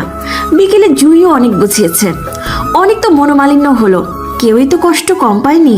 সামান্থা এগিয়ে আসলো আদনানের দিকে, তারপর ওর পায়ের কাছে বসে পড়ল। প্লিজ ভাইয়া, এবার মতো মাফ করে দাও, আমি আর তোমায় ভুল বুঝবো না। কথাটা বলেই সামান্থা ফুপিয়ে কেঁদে দিল। আদনান সামান্থাকে দাঁড় করিয়ে শক্ত করে বুকে জড়িয়ে ধরল। 2 বছর পর আদনানের পরিবারের সবাই হসপিটালের করিডোরে দাঁড়িয়ে আছে। সামান্থাকে ওটিতে নিয়ে গেছে। আদনানের শরীর ভয়ে ঘেমে একাকার হয়ে গেছে, কারণ সামান্থার অবস্থা একেবারে ক্রিটিক্যাল। বেশ কিছুক্ষণ পর বাচ্চার কান্নার আওয়াজ শোনা গেল। আদনান দৌড়ে ওটির সামনে চলে গেল। নার্স তোয়ালে পেঁচিয়ে 2টো বাচ্চা নিয়ে এলো। কংগ্রাচুলেশন মিস্টার আদনান, আপনি যমজ বাচ্চার বাবা হয়েছেন। আদনান সেদিকে কর্ণপাত না করেই বলল, সামান্তা, আমার সামান্তা কেমন আছে? নার্স মাথা নত করে নিল। এ কি নার্স, বলছেন না কেন? আমার সামান্তা কেমন আছে? আদনান, আপনার স্ত্রী আর নেই, উনি মারা গেছেন। 2টো বেবি কনসিভ করতে ওনার খুব কষ্ট হয়েছে। আমরা বাচ্চাটাকে বাঁচাতে পেরেছি, কিন্তু ওনাকে শত চেষ্টা করেও বাঁচাতে পারিনি। সব আল্লাহর হাতে। আদনান নার্সকে ঠেলে ওটিতে চলে গেল। সেখানে সামান্থার নিথর দেহ পড়ে আছে, হাতে এখনো ক্যানুলা লাগানো। আদনান সামান্থাকে ডাকছে চিল্লিয়ে, কিন্তু সামান্থার কোনো রেসপন্স নেই। সামু প্লিজ উঠো, দেখো আমাদের 2টো মেয়ে হয়েছে। প্লিজ সামু, তুমি আমাদের এভাবে একা ফেলে চলে যেতে পারো না। তুমি না বলতে তুমি ওদেরকে খুব ভালোভাবে মানুষ করবে, এটাই তোমার মানুষ করার নমুনা। এভাবে ওদের ছেড়ে চলে গিয়ে।